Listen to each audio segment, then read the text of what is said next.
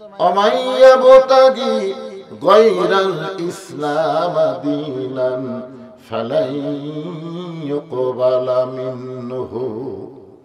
এই আয়াতের বাংলা অর্থ হলো ইসলাম ছাড়া অন্য কোন ধর্ম কেউ যদি গ্রহণ করে, অন্বেষণ করে, আল্লাহ বলেছেন সেইটা কবুলই করা হবে না। এ কথার দ্বারা আল্লাহ বুঝাইলেন একটাই মাত্র ধর্ম, তার নাম কি? ইসলাম। আল্লাহ আমাদের সেই ধর্মের মধ্যে কবুল করেছেন, খুশি না বেজার? জন্মসূত্রে আমরা কি মুসলমান। আমরা জন্ম নেওয়ার পরেই মুসলমান হয়ে গেছি, কারণ আমাদের বাপ মুসলমান, মাও মুসলমান।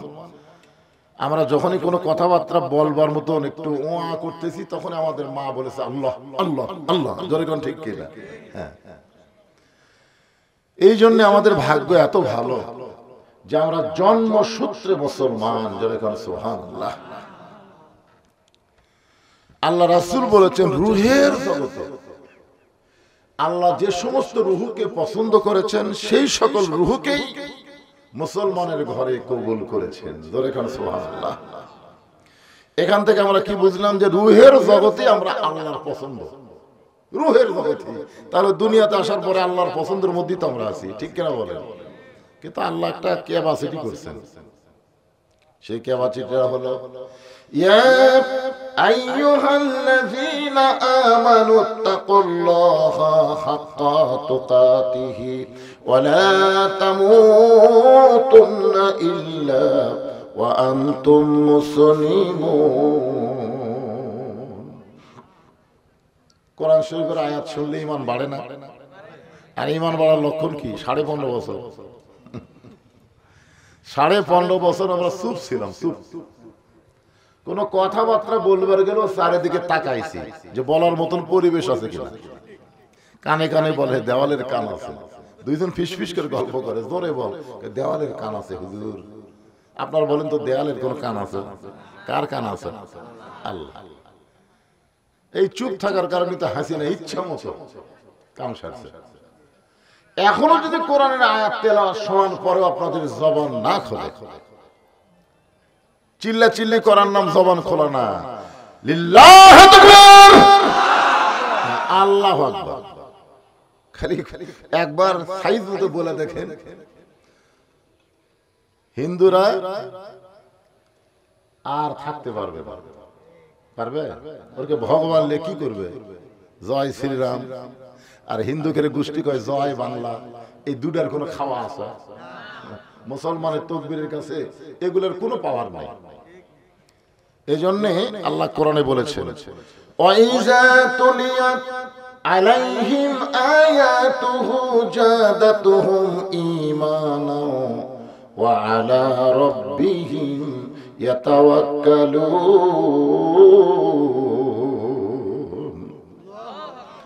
কোরআনের তেলাওয়াত শুনলে তার ঈমান বেড়ে যায়। আর ঈমান বাড়ার লক্ষণ হচ্ছে আল্লাহু আকবার। আল্লাহু আকবারে শয়তান খুবই বেজার। বাংলাদেশে যারা শয়তানি দল করেছে, আপনারা বলেন তো তাদের দলে কোনোদিন আল্লাহু আকবার শুনছেন? শুনছেন? ওরা অনেক মিছিল করে কিন্তু আল্লাহু আকবার ভুলেও হয় না, কারণ ওরাই যে শয়তান। আপনারা কি সে শয়তানের দলের লোক এখানে বলছেন নাকি? হ্যাঁ, এই জন্যই আল্লাহু আকবার বলবেন। রাসূল বলেছেন যত জোরে আল্লাহু আকবার বলবে শয়তান তত জোরে দৌড় মারবে। এমনকি জোর যদি খুব বেশি হয় শয়তানের পিছন দিক দিয়ে বাতাস বের হবে। তাহলে আল্লাহু আকবারে বেজার কে? শয়তান। জোরে কোন বেজার কে? আর কারা? যারা শয়তানের দল করে। হ্যাঁ, তো কি বলতেছিলাম যে আল্লাহ আমাদেরকে জন্মসূত্রে মুসলমানের ঘরে কবুল করেছেন, কিন্তু একটা এখানে আল্লাহ একটা কথা বলেছেন, সেটা হলো মুসলমান না হয়ে তোমরা কেউ মরো না। মারাত্মক কথা। তার মানে বোঝা গেল জন্মসূত্রে মুসলমানের ঘরে জন্ম নিলেই যে মুসলমান হয়ে মরা যাবে এটা কিন্তু সহজ না। মুসলমান হয়ে মরতে গেলে আমাদের কি করণীয়, এইটাকে সামনে নিয়ে আমি ছোট্ট একটা সূরা আপনাদের সামনে আলোচনা করব। নাম হলো সূরা আসর। যারা বলেন নাম কি? হ্যাঁ, আমরা আল্লাহর প্রশংসা করার 2 নম্বর কারণ হলো আছেন আমার মুক্তার, আছেন আমার ব্যারিস্টার, সেই বিচারের হাইকোর্টেতে তিনি আমায় করবেন পার, আমি পাপী রাসূল জাবিন্দার। আমাদের ভাগ্য কত ভালো, আমরা যত বড়ই পাপী হই না কেন আমরা জাহান্নামে যাব না। কেউ সুবহানাল্লাহ বলেন না, কি বুঝলেন? আমরা যত বড়ই পাপী হই আমরা জাহান্নামে যাব না। আমাদের নবী উকিল হয়ে ব্যারিস্টার হয়ে আল্লাহর কাছে সুপারিশ করে আমাদেরকে জান্নাতে পৌঁছে দেবে। একদিক দিয়ে আমরা অনেক আগে আছি, ঠিক কিনা বলেন? সমস্ত নবীরা যখন নফসি নফসি করবে আর আমাদের নবী তখন কি বলবে? ইয়া রাব্বি হাবলি উম্মতি, আল্লাহ আমার উম্মতের কি হবে? এমন একজন নবী পাওয়াতে খুশি না বেজার?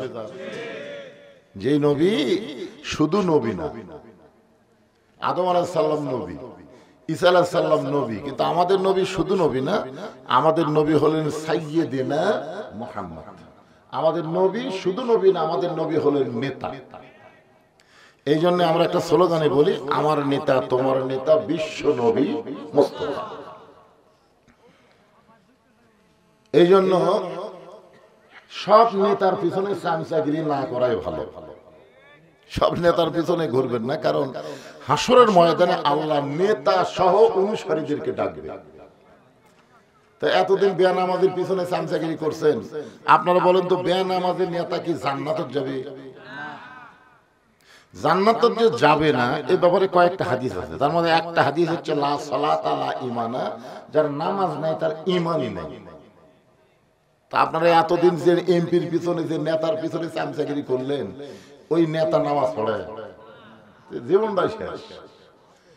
এই জন্য সমস্ত নেতাকে পায়ের তলে ফেলে দিয়া একমাত্র নেতা হবেন মুহাম্মাদুর রাসূলুল্লাহ সাল্লাল্লাহু আলাইহি ওয়াসাল্লাম। এই জন্য আল্লাহ বলেছেন লাকাদ কানা লাকুম ফি রাসূলিল্লাহি উসওয়াতুন হাসানাহ। লাইলাতুল মিরাজে আমাদের নবীকে আল্লাহ জান্নাত দেখার তৌফিক দিয়েছিলেন। লাইলাতুল মিরাজে আমাদের নবীকে আল্লাহ জান্নাত দেখার তৌফিক দিয়েছিলেন। আল্লাহ নবী যখন জান্নাতের মধ্যে ঢুকছেন তখন ফেরেশতা জিবরাইল বলতেছে, ইয়া রাসূলুল্লাহ আপনি যদি জান্নাত থেকে বের না হন আল্লাহ আপনাকে বের করে দিবে না। কারণ জান্নাতের শর্ত হলো সালামুন আলাইকুম তিবতুম ফাদখুলুহা খালিদিন। কি শর্ত? কেউ যদি একবার জান্নাতে প্রবেশ করে ফাদখুলুহা, এরপর আল্লাহ বলতেছেন খালিদিন, যে চিরস্থায়ী ভাবে জান্নাতে থাকবে, তাকে আর জান্নাত থেকে বের করা হবে। তো আপনি যদি জান্নাত থেকে বের না হন আল্লাহ আপনাকে জান্নাত থেকে বের করে দিবে না। ফেরেশতা জিবরাইল বললেন, ইয়া রাসূলুল্লাহ দুনিয়া হলো কষ্টের জায়গা। যেই বছর রাসূল মেরাজ করেছেন এই বছরে রাসূলের জীবনে 3টা কষ্ট। জোরে কোন কয়টা? 1 নম্বর কষ্ট হলো চাচা আবু তালেব মারা গেছে। 2 নম্বর কষ্ট হলো দরদের বিবি খাদিজা মারা গেলেন। 3 নম্বর কষ্ট হলো তায়েফের ময়দানে কলেমার দাওয়াত দিবার যে নবী রক্তাক্ত হলেন। এই 3টা কষ্ট একই বছর, আর সেই বছরই ওরাফানা লাকা যিকরাক, আল্লাহ তাআলা নবীকে আরশে নিয়ে গেলেন। জোরে কোন সুবহানাল্লাহ। তার মানে বোঝা গেল কষ্টের পরই কিন্তু শান্তি আছে না নাই? 15.5 বছর কষ্ট করছেন, এখন দোয়া ইনুস ক্ষমতার বসে আছে। কি মনে করতেছেন? নবী ইউনুস নবীরে খাইলো মাছেতে গিলিয়া, ফেরেশতা পাঠালেন আল্লাহ ইসমে আজম দিয়া। দমে দমে সে হরদম পড়ে সে ইসমে আজম, মাছেরই হুদর হইতে বাঁচাইলে প্রাণ। সবাই বলেন আল্লাহু আল্লাহু, তুমি জানলে জানালো, শেষ করা তো যায় না গিয়ে তোমার গুণগান। অনেকে বলে হুজুর আগে ভালো ছিলেন। আপনারা সত্যি করে বলেন তো, আগে ভালো ছিলেন না এখন ভালো আছেন? এখানে অন্তর থেকে কোন বলে অন্তর থেকে। আমাদের বগুড়াতে 3টা লিগ আছে। একটা হলো হতাশা লীগ, একটা হলো গুজব লীগ আর একটা হলো আফসোস লীগ। আগেকার ওগুলো একটাও নাই, ছাত্রলীগ, যুবলীগ, আওয়ামী লীগ এগুলো একটাও নাই, কারণ এগুলা বাড়ালি খালি ঘু শাবক যেরকম মারে ওই রকম মারবি। ধরে কথা ঠিক কিনা? এই শালারা রূপ পাল্টাছে, বুঝলেন? পাল্টে এখন নাম হচ্ছে গুজব লীগ। একটা হলো হতাশা লীগ, আফসোস করে আগেই ভালো আছিল। আপনারা বলেন এই হাসানপুর মাহফিলে আমাকে আসতে দিছে আর এই বছর, তাহলে আগে কেমনে ভালো ছিল? মাইক এখানে কথা টানতেছে না, এই মাইক তো ওয়াজ করা খুবই কঠিন, গলা টানে চলে আসতে খুব কষ্ট। এই মাইক আর ভাই কুটির এরকম হচ্ছে না। হ্যাঁ, মাইকের কথা একেবারে টানতেইছে না, কথা জোরে বলা লাগতেছে।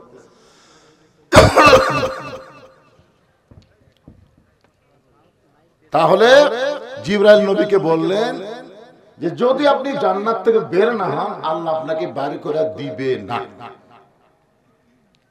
সঙ্গে সঙ্গে আল্লাহ নবী বললেন, জিবরাইল, আল্লাহ যদি আমাকে জান্নাতে থাকার জন্য ঢুকতে বলতেন আমি জান্নাতে ঢুকতামই না। আল্লাহ আমাকে জান্নাত দেখার জন্য ঢুকতে বলেছেন, আমি সেই দিন জান্নাতে থাকার জন্য ঢুকবো যেদিন আল্লাহ আমার সমস্ত উম্মতকে জান্নাত দিয়া দিবে। এখন আপনারা কোন যেই নবী জান্নাতের মধ্যে ঢুকাও আমাকে কথা বলেনি, আর এখনকার নেতারা সংসদে গেলি আর আমাদের কথা মনে থাকে না। তা আপনারা কোন নেতা ধরবেন? কোনটা? জান্নাতের মধ্যে গিয়েও সেই নেতা আমাদের কথা বলে না, সেই নেতাকে গ্রহণ করার কথা আছে না নাই? যেরকম আছে। আল্লাহ কোরআনে বললেন, কুল, হে রাসূল আপনি বলেন, ইন কুনতুম তুহিব্বুনাল্লাহ ফাত্তাবিউনি ইউহিব্বুকুমুল্লাহ ওয়া ইয়াগফির লাকুম যুনুবাকুম ওয়াল্লাহু গফুরুর রহিম। উপায় নাই রে, উপায় নাই রে, উপায় নাই, নবী বিনে আল্লাহ পাওয়ার উপায় নাই। এ গজল গাইলে কি গুনাহ হবে? তাহলে সবাই একটু আমার সঙ্গে সুর লাগায় বলেন, উপায় নাই রে, উপায় নাই রে, উপায় নাই, নবী বিনে আল্লাহ পাওয়ার উপায় নাই। এমন একটা নবী পাইছি, খুশি না বেজার? জবান খুলে বলি আলহামদুলিল্লাহ। এখানে একটা কোরআন শরীফ দেওয়া দরকার ছিল। আপনার যে কোরআন থেকে তাফসীর শুনবেন, এই কোরআনের মধ্যে কোনো সন্দেহ সবাই বলা লাগবে, দুই একজন বললে হবে না। তো এরা ফরজে কিফায়া না যে একজন বলবেন আর একজন চুপ করে থাকবে। জানাজার নামাজ কিন্তু ফরজে কিফায়া, আর 5 ওয়াক্ত নামাজ পড়া হলো ফরজে আইন। এখন বাংলাদেশে কোন নামাজের গুরুত্ব বেশি? ও মুখের বাপ মরছে, চলো জানাজার যাই। অথচ ফজরের আজান দিছে আসসালাতু খায়রুন মিনান নাম শোনার পরেও কম্বল ছাড়ি নাই।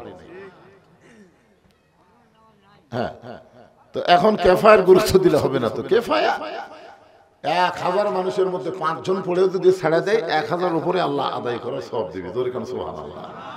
কিন্তু ফরজে আইন কেউ বললে কেউ বলবে না, হবে? তো কোরআনের মধ্যে যে সন্দেহ নাই, এটা একজন বলতেছেন বাদ বাকি চুপ করে আছেন, তার মানে আপনার দুই কান দিয়ে মনে ফেরেশতা নাই? দুই কান্দে ফেরেশতা আছে না নাই? তা আপনি যদি মুখ বন্ধ করে থাকেন, ফেরেশতা তো আল্লাহর সাথে সাথে বলবে আল্লাহ বক্তা বললো কোরআনে সন্দেহ নাই, এরা যে চুপ করে থাকে এরা কারা? তখন আল্লাহ বলবে এরা হলো বোবা শয়তান, ওই গুজব লীগ, হতাশা লীগের লোক। সবাই এর গলা খাগড়া দিতে, এই কোরআনে কোনো সন্দেহ, এই কোরআনে কোনো ধোঁকা, এই কোরআনে কোনো গোজামিল, মাশাআল্লাহ, সন্দেহ নাই, ধোঁকা নাই, গোজামিল নাই। এখন সেই কোরআন অনুযায়ী যদি আমাদের বাংলাদেশ চলে না, যদি চলে, তাহলে দেশটা কেমন হবে? ভালো হবে। এতদিন আমরা মানুষের তৈরি আইন ডক্টর কামালের সংবিধান দিয়ে চলেছি 54 বছর। আগামীতে আমরা দেখব মানুষের আইনের দিন শেষ, আল্লাহর কোরআনের আইনের বাংলাদেশ। জোরে কোন ঠিক কিনা? নিয়ত আছে তো ইনশাআল্লাহ। আল্লাহর কোরআন দিয়ে যখন এই বাংলাদেশ চলবে, তখন বাংলাদেশের যারা নেতা হবে তাদের চরিত্র কেমন হবে, যারা কর্মী হবে তারা কেমন হবে। যখন কোরআন দিয়া চলবে, কোরআন দিয়া যখন চলবে। আর এখন তো আমরা দেখতেছি নেতা কি কর্মী কি, একেবারে সবচেয়ে বড় নেতা পালা গেল, তার সাথে 300টা এমপি, 350 এমপি, এই সব সালানা চলে গেছে। জোরে কোন কথা ঠিক কি? গোটা পৃথিবীর ইতিহাসে এইরকম নেই যে এত নেতা পলে যায়, যেটা আমাদের বাংলাদেশ দেখিছে। জোরে কোন ঠিক কিনা? আগামীতে আবারও দেখবেন নাকি যেরকম পলাবে? পলানো নেতা আমরা আর দেখব না। আল্লাহর কোরআন দিয়ে যখন রাষ্ট্র চলবে তখন নেতা কেমন হবে? আমাদের বাংলাদেশের মতন 96টা দেশের নেতা, নাম হলো হযরত ওমর। যেটার নাম কি? বাংলাদেশের মতন কয়টা? 96টা দেশের নেতা। এটা তুই আমি একটা ছোট্ট বাংলাদেশ। এই বাংলাদেশের মতন 96টা দেশ একত্র করলে যত বড় হবে, তত বড় দেশের নেতা ছিল হযরত ওমর। আল্লাহর কোরআন দিয়ে যখন দেশ চলবে তখন নেতা কেমন হবে এটা বলার জন্য হযরত ওমর জুমার দিনে মসজিদের মেম্বরে দাঁড়ায় খুতবা দিচ্ছেন। খুতবা মানে এরকম ওয়াজ করতেছেন আমার মতো। এমন সময় মাঝখান থেকে এক সাহাবী দাঁড়িয়ে বলতেছে, আমির আল মুমিনিন, আপনার খুতবা শুনবো না। ওমর ফারুক বলেন, আমার অপরাধ কি? বলে, আপনার অপরাধ হলো আমাদেরকে খাটো পাঞ্জাবি দিয়ে আপনি লম্বা জুব্বা পরে খুতবা দিচ্ছেন। আমাদেরকে খাটো দিয়ে আপনি লম্বা জুব্বা কোথায় পেলেন? এটা যতক্ষণ না বলবেন ততক্ষণ আপনার খুতবা আমরা শুনবো না। হযরত ওমরের চোখ দিয়ে দরদর করে পানি পড়তেছে আর মুখটা মুচকি মুচকি হাসতেছে। সুবহানাল্লাহ। চোখ দিয়ে পানি পড়ে মুখটা হাসার কারণ হলো ওমর ফারুক বুঝতে পারলেন আল্লাহর কোরআন দিয়ে যখন রাষ্ট্র চলবে, নেতা ভুল করার সঙ্গে সঙ্গে মুসল্লিরা লোকমা দিবার পারবে। ধরে করে সুবহানাল্লাহ। আর যখন মানুষের তৈরি আইন দিয়ে রাষ্ট্র চলবে, তখন নেতারা ভুল করলে সাধারণ মানুষ যদি লোকমা দেয়, বাইরে তুমি না জেলে ঢুকাবে। আমরা 15.5 বছর হাসিনার কোনো দোষ আমরা ধরতে পারি না। মোনাজাতের মধ্যে বলেছি, রব্বানা আতিনা ফিদ দুনিয়া হাসিনা। জবর জায়গা জের দিয়ে হাসিনার দোয়া করছে। জোরে কোন ঠিক কি না? ভুল ধরবে ডাইরেক্ট তো কোনো কথা আমি বলিনি। আমার ওয়াজ যারা শোনেন দেখবেন অ্যাঙ্গেলে কিছু কথা বলছি, অ্যাঙ্গেলে। এখন অ্যাঙ্গেলের দিন শেষ, ডাইরেক্টের বাংলাদেশ। জোরে ঘর কথা আর অ্যাঙ্গেলে মারা লাগবে না ভাই, এখন ডাইরেক্ট খালি। কারণ কোরআন তো ডাইরেক্ট। কুল জাল হক যাহাকাল বাতিল ইন্নাল বাতিলা কানা যাহুকা। সুবহানাল্লাহ। তোমাকে মাইকের মধ্যে মনে কেউ ডিস্টার্ব হয়েছে, মানে গলা খুব টানতেছে। হ্যাঁ না, আসলে ভোটের বাড়ানোর বুদ্ধি নেই। আপনারা কি কথা ঠিক মতো শুনতে পাচ্ছেন? আপনারা পাচ্ছেন না? না না, কথা ঠিক মতো শুনবার পারলে মাইক যাই হোক, কথাটা ঠিক মতো বুঝতে পারতেছেন তো? আচ্ছা, আলহামদুলিল্লাহ।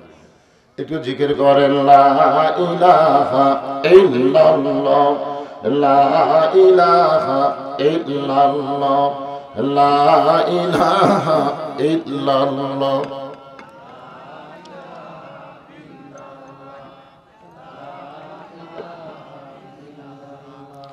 লা ইলাহা ইল্লাল্লাহ মুহাম্মাদুর রাসূলুল্লাহ সাল্লাল্লাহু আলাইহি। আপনাদের মসজিদে আইন চলতেছে কার? এই কথাটাও আপনারা সাহস করে বলে পারতেছেন না? না, আপনাদের গ্রামের মসজিদে কার আইন চলতেছে? আচ্ছা, মসজিদের ইমাম মানে নেতা, 4 রাকাত আসরের নামাজে 3 রাকাতে যদি বসে, আর একটা ভ্যানালা যদি লোকমা দেয়, আর নেতা ইমাম যদি মনে করে যে 41 সাল পর্যন্ত আমি বসেই থাকি, আমি তো লোকমা গ্রহণ করলাম না, এই মনে করে যদি নেতা বসাই থাকে, লোকমা গ্রহণ না করে, আপনার বলেন তো মসজিদের মুসল্লি কি ইমামের পক্ষে থাকবে না ভ্যানালার পক্ষে যাবে? এটার নাম হলো আল্লাহর আইন। তুমি নেতা, আল্লাহর হুকুম নবীর তরিকা মোতাবেক যদি নামাজ না পড়ো, তোমাকে আমরা লোকমা দেব সংশোধন হওয়ার জন্য। যদি সংশোধন না হও, তুমি নেতা বাদ দিয়ে আবার নতুন করে নেতা বানাবো। ঠিক কি? আরে মসজিদে আল্লাহর আইন চলার কারণে আওয়ামী লীগ, বিএনপি, জাতীয় পার্টি, জামাত এক কাতারে নামাজ পড়ে। ধরে কোন কথা ঠিক কি না? কার আইন চলতেছে? আওয়ামী লীগ যদি কোনো সময় বলে আমার দল ক্ষমতা থাকে, আমি সামনে যাবো, জবাব দিবে? হ্যাঁ। ধনীর কাছে গরিব, গরিবের কাছে ধনী, কালোর কাছে ফর্সা, ফর্সার কাছে কালো, লম্বার কাছে খাটো, খাটোর কাছে লম্বা, এমনকি ডিসির কাছে পিয়ন, এসপির কাছে চৌকিদার পর্যন্ত দাঁড়ায় নামাজ পড়ে। কি কথা? আইন চলতে কার? তুই যতই এসপি হ বারে, ভিতরে চৌকিদারও তাই, এসপি তাই, পায়ের গোড়া সমান কর। যেরকম ঠিক না? এসপি পায়ের গোড়া হলো তেলতেলা, চৌকিদারের খড়খড়া। তারপরেও কাতারবদ্ধ হয়ে সমান করতে হবে, কারণ কোন মানুষের আইন চলে না, চলে আইন আল্লাহ। মসজিদ যেরকম আল্লাহর আইনে চলে, বাংলাদেশও সেরকম আল্লাহর আইনে চলা দরকার। ধরে কোন কথা ঠিক কিনা? কিন্তু চলতেছে না, কারণ কি? হযরত ওমরের চোখটা দর দর করে পানি পড়তেছে, মুখটা মুচকি মুচকি হাসতেছে। এক সময় হযরত ওমর বললেন, সাহাবী, তোমাদের পাঞ্জাবি খাটো, আমার পাঞ্জাবি লম্বা হয়েছে বলে আমার খুতবা শুনবা না? প্রত্যেকটা সাহাবী মাথা নিচু করে আছে, প্রত্যেকটা সাহাবী নিচু করে আছে। লোকমা দিছে একজন। লোকমা কি সবাই দেওয়া লাগে? একজন দিছে, আর সবাই মাথা নিচু করে বসে আছে। ওমর ফারুক বুঝতে পারলেন এই লোকমা দেওয়ার সাথে সবাই একমত। বাংলাদেশের মতন 96টা দেশের নেতা দাঁড়ায় কাঁদতেছে, তার পক্ষে একটা লোক নেই। এমন সময় আব্দুল্লাহ ইবনে ওমর 30 পারা কোরআনের হাফেজ, 6 লক্ষ হাদিসের হাফেজ, সুবহানাল্লাহ। নেতার বেটা কি শিক্ষায় শিক্ষিত? 30 পারা কোরআনের হাফেজ। যখন আল্লাহর কোরআন দিয়ে বাংলাদেশ চলবে, সমস্ত শিক্ষা আপনি শিখতে পারবেন, কিন্তু আল্লাহর কোরআনের শিক্ষা হবে বাধ্যতামূলক। জোরে কোন কথা ঠিক কিনা? মুসলমান দাবি করবে, আগডম বাগডম ঘোলাডম শিখবে, আর কোরআন শিখবে না। আগামীতে যখন বাংলাদেশ কোরআন দিয়ে চলবে, প্রত্যেকটা প্রাইমারিতে কোরআন শিক্ষা বাধ্যতামূলক করা হবে। প্রাইমারি বাচ্চাকে ওযু করার শেখানো হবে, পেশাব করার শেখানো হবে, পায়খানা কিভাবে করার শেখানো হবে, পাক নাপাক শেখানো হবে। ধরে কোন কথা ঠিক কি না? এখনকার গুলো কি শিখতেছে? সব কটা বান্দর, খাড়া হয় পেশাব করতে। পরিষ্কার বস, কোন ক্লাসে পরিষ্কার? ক্লাস 2 এ পড়িস। চাচা কেমনে পেশাব করা লাগে তোর স্যার শিখায়নি? তখন মুসকে মুসকে হাসার করে। প্রাইমারি পেশাবখানা যায়, দেখি আমার স্যারই খাড়া হয় পেশাব করে। আপনারা বলেন এটা মুসলমানি শিক্ষা? আগডম বাগডম ঘোলাডম সাজে ঢাক ঢোলক ঝাঁকর বাজে, বাজতে বাজতে চললো ঢুলি, ঢুলি গেল কমলা ফুলি, কমলা ফুলি টিয়াটা, সূর্য মামার বিয়াটা। সত্যি করে বলেন যে এতক্ষণ যে আমি কবিতা বললাম, এর মধ্যে একটা কথা সত্যি আছে? আয়রে আয় কি নাই ভরা দিয়ে না গেল বোয়াল মাছে, তাই না দেখে ভোদর নাচে। আপনার মাসুম বাচ্চাকে আপনি এরকম মিথ্যা শিক্ষা দিবেন, আর সেই ছেলে বড় হলে মাকে ভালোবাসবে, বাবাকে ভালোবাসবেন। আল্লাহ রাসূল বলেছেন, খায়রুকুম মান তাআল্লামাল কুরআন ওয়া আল্লামা। ওই ব্যক্তি সবচাইতে দামি সম্মানী ব্যক্তি হবে যে ব্যক্তি আল্লাহর কোরআন শিখেছে এবং অপরকে কোরআনের শিক্ষা দেয়। খালি বছর অন্তর হাসানপুরে কোরআনের মাহফিল করলে হবে না তো। এই কোরআনের মাহফিলের সঙ্গে সঙ্গে সবাইকে শপথ নিতে হবে আগামী রমজান মাসে প্রত্যেকটা মুসলমান কোরআন শিক্ষা গ্রহণ করবে। জোরে কোন কথা ঠিক কি না? বক্তারা সে কি ওয়াজ করে যায়, একটা ভুল ধরার মানুষ নাই। কোরআনের কথা কয় না, হাদিসের কথা কয় না, বাপ দাদার কাহিনী কয়। আরে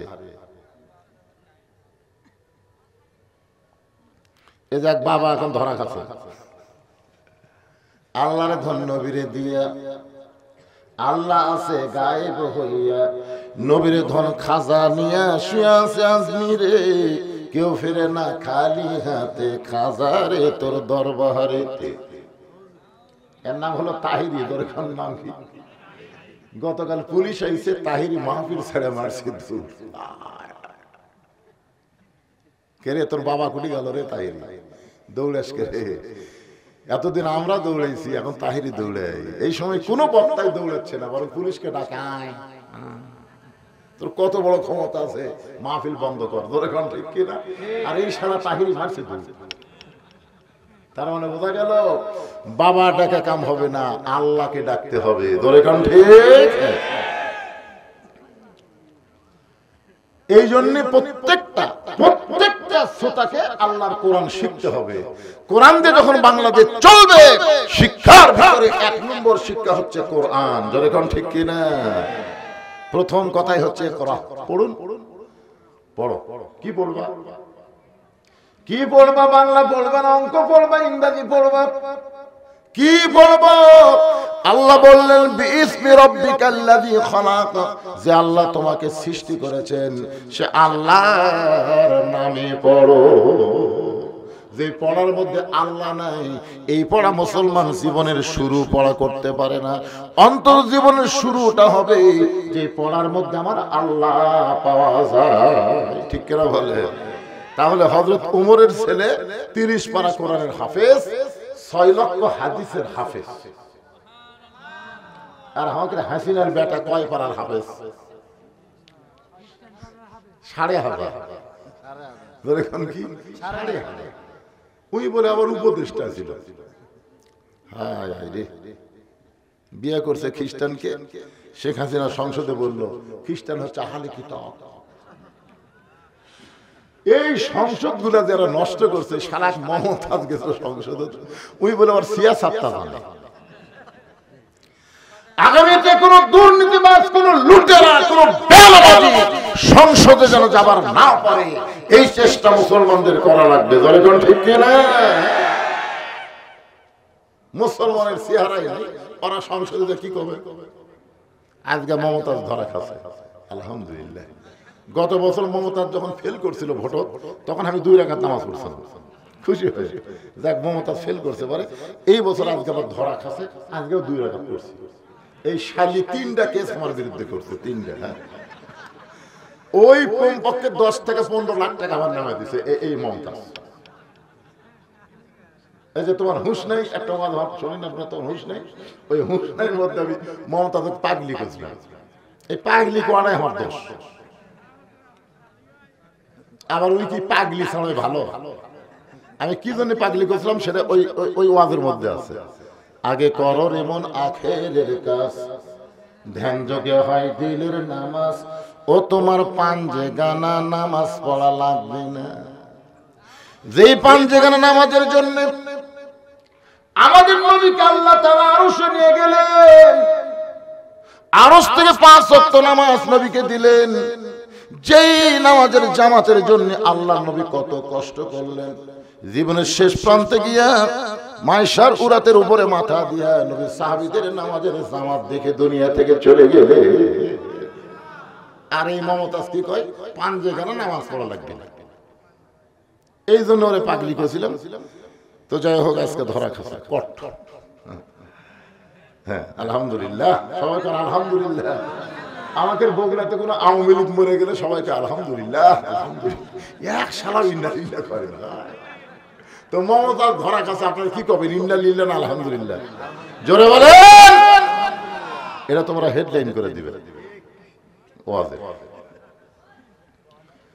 একটু মনোযোগ দিয়ে শুনবেন। 30 পারা কোরআনের হাফেজ, 6 লক্ষ হাদিসের হাফেজ আব্দুল্লাহ ইবনে ওমর বাবার পাশে দাঁড়ায় বলে, রে নবীর সাহাবীরা, তোমরা খাটো পাঞ্জাবি হলেও তো নতুন কাপড় পরে নামাজ পড়তে আইছো, কিন্তু আমার পরনে তাকায় দেখো, আমার পরনে নতুন কোনো কাপড় নাই। ওসমান গনি বলে, আব্দুল্লাহ, আজকে জুমার দিনে সবাই নতুন কাপড় পরলো, আর তুমি কেন পুরাতন কাপড় পরে নামাজ পড়তে আসলে? আব্দুল্লাহ বলতেছে, আমি যদি নতুন কাপড় পরতাম তাহলে আমার বাবার জুব্বা লম্বা হতো না। বুঝতে পারছেন? আমি যদি নতুন কাপড় আজকে পরতাম তাহলে আমার বাবার এই জুব্বা এরকম লম্বা হতো না। রে নবীর সাহাবীরা, তোমরা সবাই রাত্রিবেলা ঘুমাও, কিন্তু যেদিন থেকে আমার বাবা মদিনার খেলাফতের দায়িত্ব পাইছে সেদিন থেকে আমার বাবার চোখে আর ঘুম নাই। মানুষগুলো কেমন আছে নিজের চোখে দেখার জন্য রাতের অন্ধকারে চোরের মতো একা একা ঘুরে বেড়ায়, একা একা ঘরে ঘরে। বাংলাদেশের মতন 96 দেশের নেতা খলিফা একলা একলা ঘরে, আর আমাকে এমপির পুলিশ লাগছে। এই শালা মাথা ভাঙ্গা কাদের? তেজত একাই খেলা হবি, খেলা হবি। তুই একবার খালি ফাঁকা ফিল্ড টানতো, খেলা কাজ করে জনগণ দেখা দিবি, জনগণ পুলিশ রে ঘুরিস, পুলিশ রে ঘুরিস, আর খেলা হবি কেরে পাগলা। বাংলাদেশের মতন 96 দেশের খলিফা রাতের অন্ধকারে একা একা ঘোরে। কারণ আল্লাহ কোরআনে বলেছেন, ইন্নামাল মুমিনুনা আল্লাযীনা ইযা যুকিরাল্লাহু ওয়াজিলাত কুলুবুহুম ওয়া ইযা তুলিয়াত আলাইহিম আয়াতুহু জাদাতুহুম ঈমানাও ওয়া আলা রাব্বিহিম ইয়াতাওয়াক্কালুন।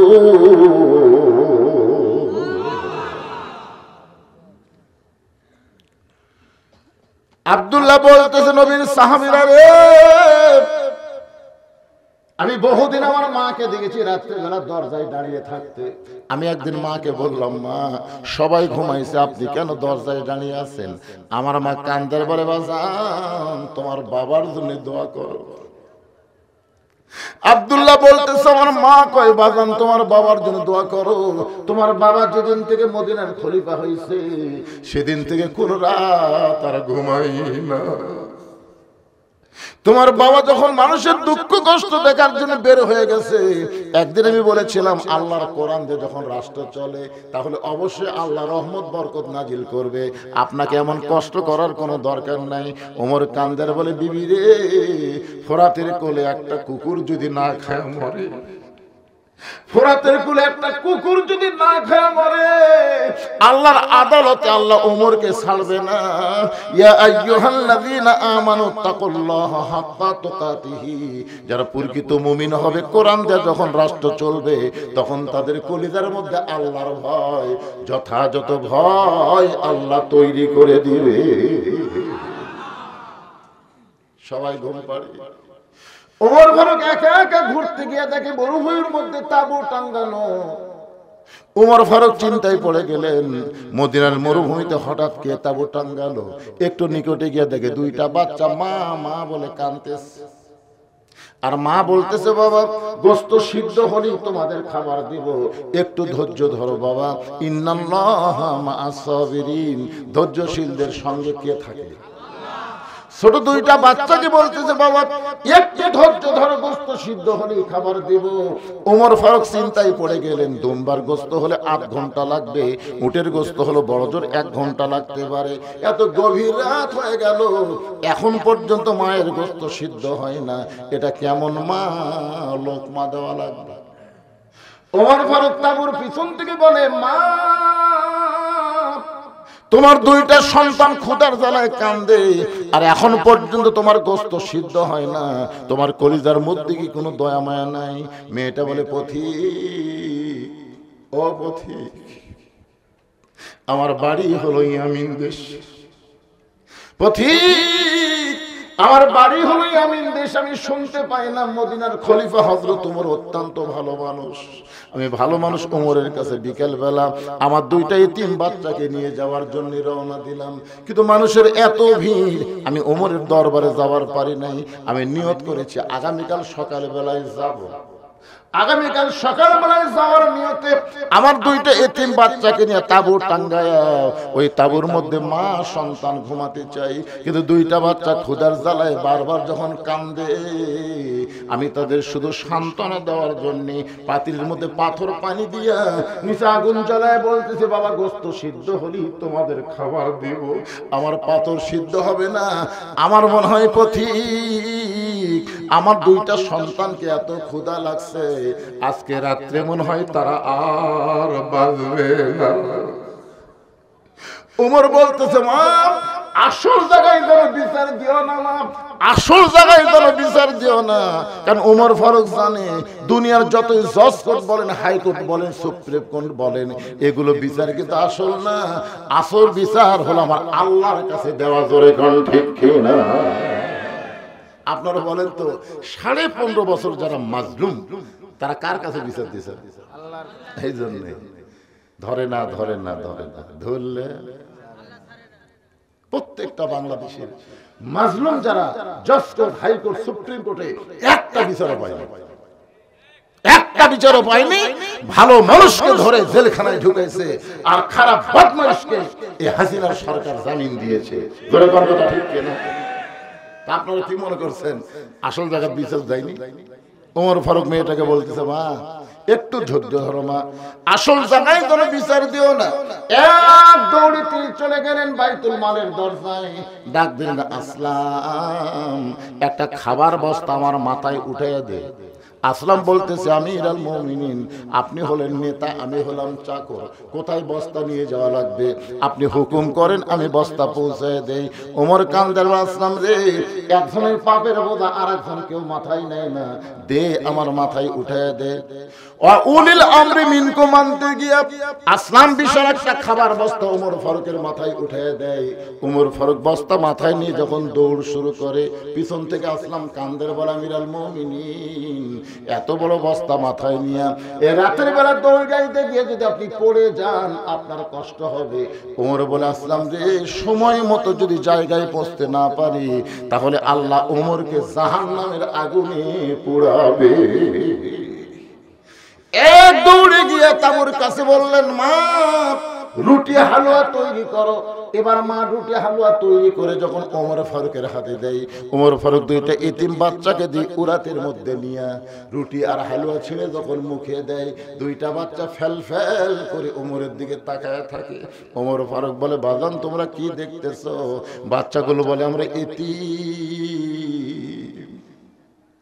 সঙ্গে সঙ্গে ওমর ফারুক তেলাওয়াত করলেন, আরাআইতাল্লাযী ইউকাযযিবু বিদ্দীন ফাযালিকাল্লাযী ইয়াদুল ইয়াতীম ওয়া লা ইয়াহুদ্দু আলা তুআমিল মিসকিন।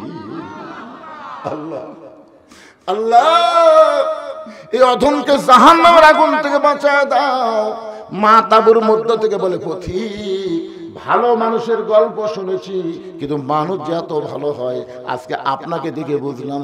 আল্লাহ ওমরকে মদিনার খলিফা না বানাইয়া আপনাকে যদি মদিনার খলিফা বানাইতো, আমি একজন মা বলতেছি, মদিনা আল্লাহর জান্নাত হয়ে যেত।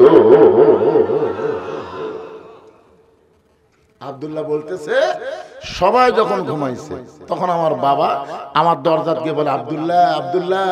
আমি দরজা খুলে তাকায় দেখি বাবার হাতে একটা পাঞ্জাবি। আমি বললাম, বাজান আসলেই ভাগ্যবান, আমি নেতার ছেলে তো, বাইতুল মাল থেকে একটা পাঞ্জাবি পাইছি বাজান, আর একটা পাঞ্জাবি আমাকে গভীর রাতে দিবার আইছেন। ওমর ফারুক বলে, বেটা আমি তোরে দিবার আসি না, লিবার আইছি, এইটা আমার ভাগত পড়ছে। এখন বলে, এই পাঞ্জাবি গায়ে দিয়ে খুতবা দিলে কেমন লাগে, এত ছোট, তোরটা একটু আমাকে দান করে দে। আব্দুল্লাহ বলে, গভীর রাত্রে আমার পাঞ্জাবি বাবাকে দান করে দিলাম। বাবার পাঞ্জাবি আমার পাঞ্জাবি একত্র করে বাবার লম্বা জুব্বা বানায় খুতবা দেয়। এখন বলো বাবার খুতবা শোনা যায় কি না যায়? সমস্ত সাহাবীরা চিল্লায় বলতেছে, আল্লাহর কোরআন দিয়ে যখন রাষ্ট্র চলবে এমন ভালো মানুষকে মুসলমানেরা নেতা হিসেবে দেখতে পাবে। এখন আপনারা যদি ভালো নেতা দেখতে চান, এই মানুষের তৈরি আইন দিয়ে চললে দেখা যাবে না। দেখবার গেলে আল্লাহর কোরআনের আইন লাগবে। দরকার ঠিক কিনা? বাংলাদেশ আল্লাহর কোরআনের আইনে চলুক, এটাকে আপনারা চান? কারা কারা চান দুই হাত তুলে আল্লাহর একটু দেখান। লিল্লাহি তাকবীর। হাত নামান। আল কোরআনের আলো সংসদে জালো, ঘরে ঘরে দিন শেষ, ঘরে ঘরে ঘরে ঘরে করলে তো আওয়ামী লীগ খুশি হয়, বুঝলেন? সেই খুশি জাগরে বাড়ি। আসলে ঘরে ঘরে কোরআন শরীফ আছে। বাংলাদেশের এমন কোন ঘর আছে যে ঘরে কোরআন নেই? আছে না নাই? কোরআন হিসেবে চলুক বা না চলুক, কিন্তু কোরআন শরীফ প্রত্যেকটা ঘরে আছে। কি একটা অ্যাঙ্গেলে মার, আল কোরআনের আলো ঘরে ঘরে যাবে। আমি হাসিনার সময় কিন্তু ঘরে ঘরে বলিনি, আমি বলছি আল কোরআনের আলো সব জায়গায়, সব জায়গায়। এখন বলেন সব জায়গার মধ্যে সংসদ আছে না নাই? এই জন্যে স্লোগানটা সাইজ মতো দেওয়া লাগবে। আমি যে বলবো আল কোরআনের আলো, আপনার বলবেন সব জায়গায় জালো। আল কোরআনের আলো অনুনাজ্জিলু মিনাল কোরআনি মা হুয়া শিফাউ ওয়া রাহমাতুল লিল মুমিনিন। এই আয়াতের বাংলা অর্থ কি? এই আয়াতের বাংলা অর্থ হলো সব সমস্যার সমাধান দিতে পারে আল কোরআন। এতক্ষণ আপনারা শুনলেন যে আল্লাহর কোরআন দিয়ে রাষ্ট্র চললে একজন নেতা কেমন হবে। এখন আমি বলবো আল্লাহর কোরআন দিয়ে যখন রাষ্ট্র চলবে তখন একটা কর্মী কেমন হবে। কারণ নেতা ভালো হয়ে তো লাভ নেই, কর্মী করে তো ভালো হওয়া লাগবে, ঠিক কিনা বলেন? কর্মীর মাধ্যমেই তো নেতা নির্বাচন হয়। বাংলাদেশে জামাতের আমির নির্বাচন হলো কিছুদিন আগে। আপনারা কি এমন কোন খবর পাইছেন যে দুইজন লোক আমির হওয়ার জন্য লড়াই করছে? কোন জায়গাতে একটা গ্যাঞ্জাম হচ্ছে। বিএনপির ফখরুল আলমগীর বলেছে, হাই রে একটা দল দেখলাম ভালো, এর মধ্যে কোনো গ্যাঞ্জাম নাই, পদের কোনো লোভ নাই, যাকে দায়িত্ব দেওয়া হয় সে দায়িত্ব পায় খুশি না হয় কান্দে। বুঝতে পারতেছেন না? আগামীতে কারা কোরআন দিয়ে রাষ্ট্র চলাবে এটা কি জগৎ লোক দিয়ে দেখান লাগবে? এটা তো আপনারা দেখতে পারতেছেন যে দলের মধ্যে কোনো গন্ডগোল নাই, কোনো কি নাই, আছে হট্টগোল আছে, কিছুই নেই। আলহামদুলিল্লাহ। আসেন একটা কর্মী কেমন হবে এটা বুঝাতে গিয়ে সূরা আসর থেকে আপনাদের সামনে আলোচনা। আসর শব্দের অর্থ হলো সময়। আসর মানে কি? সময়। বর্তমান সময় ভালো, আলহামদুলিল্লাহ, আরো ভালো হওয়া লাগবে। আল্লাহ সময়ের কসম করে বলতেছেন, ইন্নাল ইনসানা লাফি খুসর। এই একটু মনোযোগ দিয়ে শুনবেন। ইন্না মানে নিশ্চয়, ইনসান মানে মানুষ, লাফি মানে ভিতরে, খুসরুন মানে ক্ষতি। একত্রে অর্থ হবে নিশ্চয় মানুষগুলো ক্ষতির ভিতরে। আপনার বলেন তো কোরআন শরীফে যেখানে আল্লাহ ইবাদতের কথা বলেছেন, ইবাদতের কথা কোরআনে নাই? আল্লাহ কিন্তু বলেছেন, ওমা খালাকতুল জিন্না ওয়াল ইনসা ইল্লা লিয়াবুদুন, মানুষ এবং জিনকে আমি ইবাদতের জন্য সৃষ্টি করেছি। তো ইবাদতের কথা বলতে গিয়ে আল্লাহ জিন এবং ইনসানের কথা বললেন, আর ক্ষতির কথা বলতে গিয়ে আল্লাহ কিন্তু জিনক বাদ দিলেন। এখানে আল্লাহর বলা দরকার ছিল ওই আয়াত অনুযায়ী, ইন্নাল জিন্না ওয়াল ইনসানা লাফি খুসর, নিশ্চয় জিন এবং মানুষ ক্ষতির ভিতরে। কিন্তু আল্লাহ ইবাদতের কথা বলতে গিয়ে জিন ইনসান একত্র করলেন, আর ক্ষতির কথা বলতে গিয়ে আল্লাহ জিনক মাইনাস করে দিলেন। কারণ কি? কারণ কি আপনারা জানেন? না জানলে বলবেন জানি না। আচ্ছা, জানি না বলতে কি শরম লাগে? তাহলে সবাই বলেন জানি না। আল্লাহ কি জন্য জিনক বাদ দিলেন? ইবাদতের কথা বলতে গিয়ে জিন ইনসান একত্র করলেন, আর ক্ষতির কথা বলতে গিয়ে আল্লাহ জিনক মাইনাস করে খালি ইনসানের কথা বললেন। ছেলে ব্যবসা করতেছে, বাপ এখন বলতেছে যতই ব্যবসা কর তো লাভ হবে না। আচ্ছা বলেন তো এটা কি পজিটিভ কথা না নেগেটিভ কথা? যতই ব্যবসা কর তো লাভ হবে না। ছেলে বলতেছে আপনি আমার বাপ, আর আপনি যদি এরকম নেগেটিভ কথা বলেন, যাই আসতেছি তাই বলতেছি চাকরি ভালো দোকান দিছিস তোর খুব লাভ হবে, সবাই লাভের কথা কয়, আর আপনি বাপ। বাপ বলতেছে পাগলা, সবাই কি তোর ভালোবাসে, সবাই তোর ক্ষতি চায়, আর আমি তোর লাভ চাই। চলন না কর না কেন? আপনারা বলেন তো, যত লোক এসে বলতেছে ভালোই দোকান দিছো, তোমার সেই রকম লাভ হই ভাই, এলাকার মধ্যে 1 নম্বর দোকান, এই কথা যারা বলতেছে তারা কি দোকানের লাভ চায়? তারা আর ক্ষতি চায়। আর বাপ বলতে যতই ব্যবসা কর তোর লাভ হবে না, কারণ বাবাই লাভ চায়। বর্তমান পরিবেশের সন্তান ক্ষতির মধ্যে পড়বে।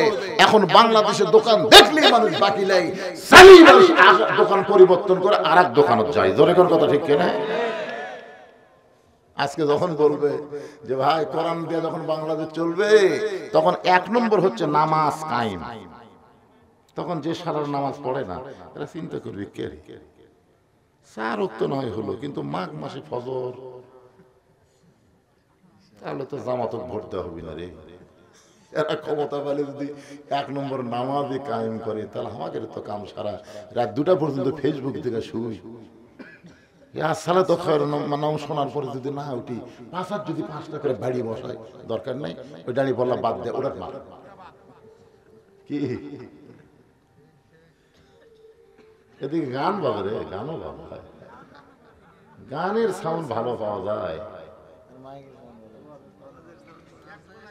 এখানে গান বাজতেছে নাকি? এখানে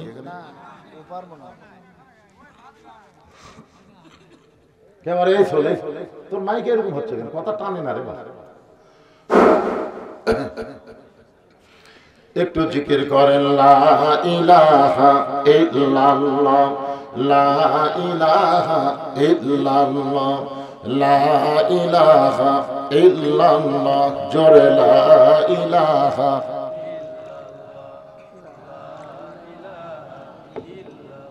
লা ইলাহা ইল্লাল্লাহু মুহাম্মাদুর রাসূলুল্লাহ সাল্লাল্লাহু আলাইহি ওয়াসাল্লাম। আল্লাহর যত মাখলুক আছে, সমস্ত মাখলুকের স্রষ্টার নাম কি? আমার কথা মনে বুঝতে পারতেছেন না? সমস্ত মাখলুকের স্রষ্টার নাম কি? সমস্ত মাখলুকের স্রষ্টার নাম মানুষ। আমি স্রষ্টার কথা বলতেছি। খালেক, খালেক, খালেক মানে স্রষ্টা, মাখলুক মানে সৃষ্টি। তাহলে সমস্ত সৃষ্টির স্রষ্টাকে আপনারা বলেন তো, সমস্ত সৃষ্টির মধ্যে মানুষকে আল্লাহ তাআলা ছোট করে বানাইছে না বড় করে বানাইছে? দেখেন একটা সূরা আছে, নাম হলো সূরা ৩। এই সূরা আপনি পড়েন, 4টা শপথ করার পরে আল্লাহ মানুষের কথা কইছে। 1 নম্বর শপথ হলো আত-তিন, 2 নম্বর শপথ হলো আজ-জাইতুন, 3 নম্বর শপথ হলো অতরি সিনিন, 4 নম্বর শপথ হলো ওয়াহাজাল বালাদিল আমিন। কয়টা হলো? এরপর আল্লাহ বললেন লাকাদ খালাকনাল ইনসানা ফি আহসানি তাকওয়িম। মানুষকে আল্লাহ তাআলা সর্বোত্তম আকৃতি দিয়ে সৃষ্টি করেছে। সুবহানাল্লাহ। সেই মানুষ ক্ষতির মধ্যে পড়ুক, এটা আল্লাহ চায়। এজন্য একটা গজল আছে, আদর করে মানুষ আল্লাহ বানায়া কেমনে দিবেন ক্ষতির মধ্যে ফেলিয়া। এই যুবকেরা সবাই কয়, আদর করে মানুষ আল্লাহ বানায়া কেমনে দিবেন ক্ষতির মধ্যে ফেলিয়া। এই জন্য আল্লাহ বললেন ইল্লাল্লাযীনা আমানু ওয়া আমিলুস সালিহাত ওয়া তাওয়াসাউ বিল হক ওয়া তাওয়াসাউ বিস সবর। এখানে আমার আল্লাহ তাআলা 4টা বিষয় উল্লেখ করেছেন। ধরে কোন কয়টা? 1 নম্বরের নাম কি? ঈমান। 1 নম্বরের নাম কি? ঈমান যদি না থাকে আপনি যতই আমল করেন, একটা আমলও আল্লাহর দরবারে কবুল হবে না। এইরকম ভালো 3টা মানুষ ছিল, তাদের ঈমান ছিল না কিন্তু আমল ভালো। 1 নম্বর হল নবীর চাচা আবু তালেব। নবীর চাচা আবু তালেবের জীবনে পড়ে দেখেন, তিনি অত্যন্ত ভালো মানুষ ছিল কিন্তু তার ঈমান ছিল না। এই ঈমান না থাকার কারণে আল্লাহ আবু তালেবকে জাহান্নাম দিবেন। দুই নম্বর হলো দাতা হাতেম তাই, সবচাইতে বড় দানবীর ছিলেন, কিন্তু ঈমান না থাকার কারণে দাতা হাতেম তাই জাহান্নামী হবে। আর একটা হলো বাদশা নওশেরওয়ান, ন্যায়পরায়ণ শাসক হওয়ার পরও বেঈমান হওয়ার কারণে আল্লাহ তারে জাহান্নাম দেবে। এখান থেকে প্রমাণ হয়ে গেল যতই ভালো আপনি কাজ করেন, ঈমান যদি না থাকে আপনি জান্নাতে যাবার পারবেন না। জান্নাতে যাইতে গেলে ঈমান থাকা লাগবে। জোরে কোন ঠিক কিনা? তাহলে এক নম্বরের নাম কি? সবাই বলেন, পেছনে যারা আছেন আপনার কথা বললে মনে হবে যে আপনারা শুনতে পাচ্ছেন। এক নম্বরের নাম কি? ঈমান। সাহাবারা জিজ্ঞাসা করলেন, ইয়া রাসূলুল্লাহ মা হুয়াল ঈমান, এই ঈমানটা কি? আল্লাহ রাসূল বললেন, ইকরার বিল লিসান, তাসদিক বিল জানান, আমল বিল আরকান, এরই নাম হলো ঈমান। এখানে রাসূল কিন্তু তিনটা কথা কইছে। প্রথম কথা হচ্ছে লা ইলাহা ইল্লাল্লাহ, এটা জবানে বলা লাগবে, এটা জবানে বলতে হবে। আমাদের বাংলাদেশে লা ইলাহা ইল্লাল্লাহ বলার মানুষের অভাব নেই, আছে। এমনকি যুদ্ধের সময়, ৭১ যুদ্ধের সময় অনেক হিন্দুরাও পর্যন্ত এই লা ইলাহা ইল্লাল্লাহ পড়ছে। আমার এলাকার এক হিন্দু শঙ্কর, উনি আমাকে একদিন বললেন, বা মুসলমানের কলমার দাম আছে। আমি বললাম, আপনি হিন্দু হয়ে মুসলমানের কলমার দাম কেমনে বুঝলেন? বলে যুদ্ধের সময় পাকিস্তান আর্মি দেখলেই খালি বলতাম লা ইলাহা ইল্লাল্লাহ, লা ইলাহা ইল্লাল্লাহ। আর্মি বলতো বিলকুল ঠিক হয়, ঠিক হয়, ঠিক হয়। এই কলমা মুখে থাকার কারণে আর্মির গুলি থেকে বাঁচা গেছি। বা আমার আমি বললাম, দাদা শুধু মুখে কলমা রাখার কারণে যদি আর্মির গুলি থেকে বাঁচেন, এই কলমা যদি তাসদিক বিল জানান কলিজার মধ্যে জায়গা দিতেন, তাহলে জাহান্নামের আগুন থেকে আল্লাহ আপনাকে বাঁচাইয়া দিত। তাসদিক বিল জানান কি জানেন? এই মতিউর রহমান নিজামী সাহেবকে যখন উকিল বলল যে আপনার তো ফাঁসি কার্যকর হবে, আপনি একটা দলের প্রধান আমির, আপনি যদি রাষ্ট্রপতির কাছে একটা দরখাস্ত লেখেন, তাহলে রাষ্ট্রপতি আপনার যদি মাফ করে আপনার ফাঁসি কার্যকর হবে না। কারণ আপনাকে সাথিয়ার যিনি ছিলেন কিন্তু জামাত ইসলামের কি ছিল? আমির ছিল।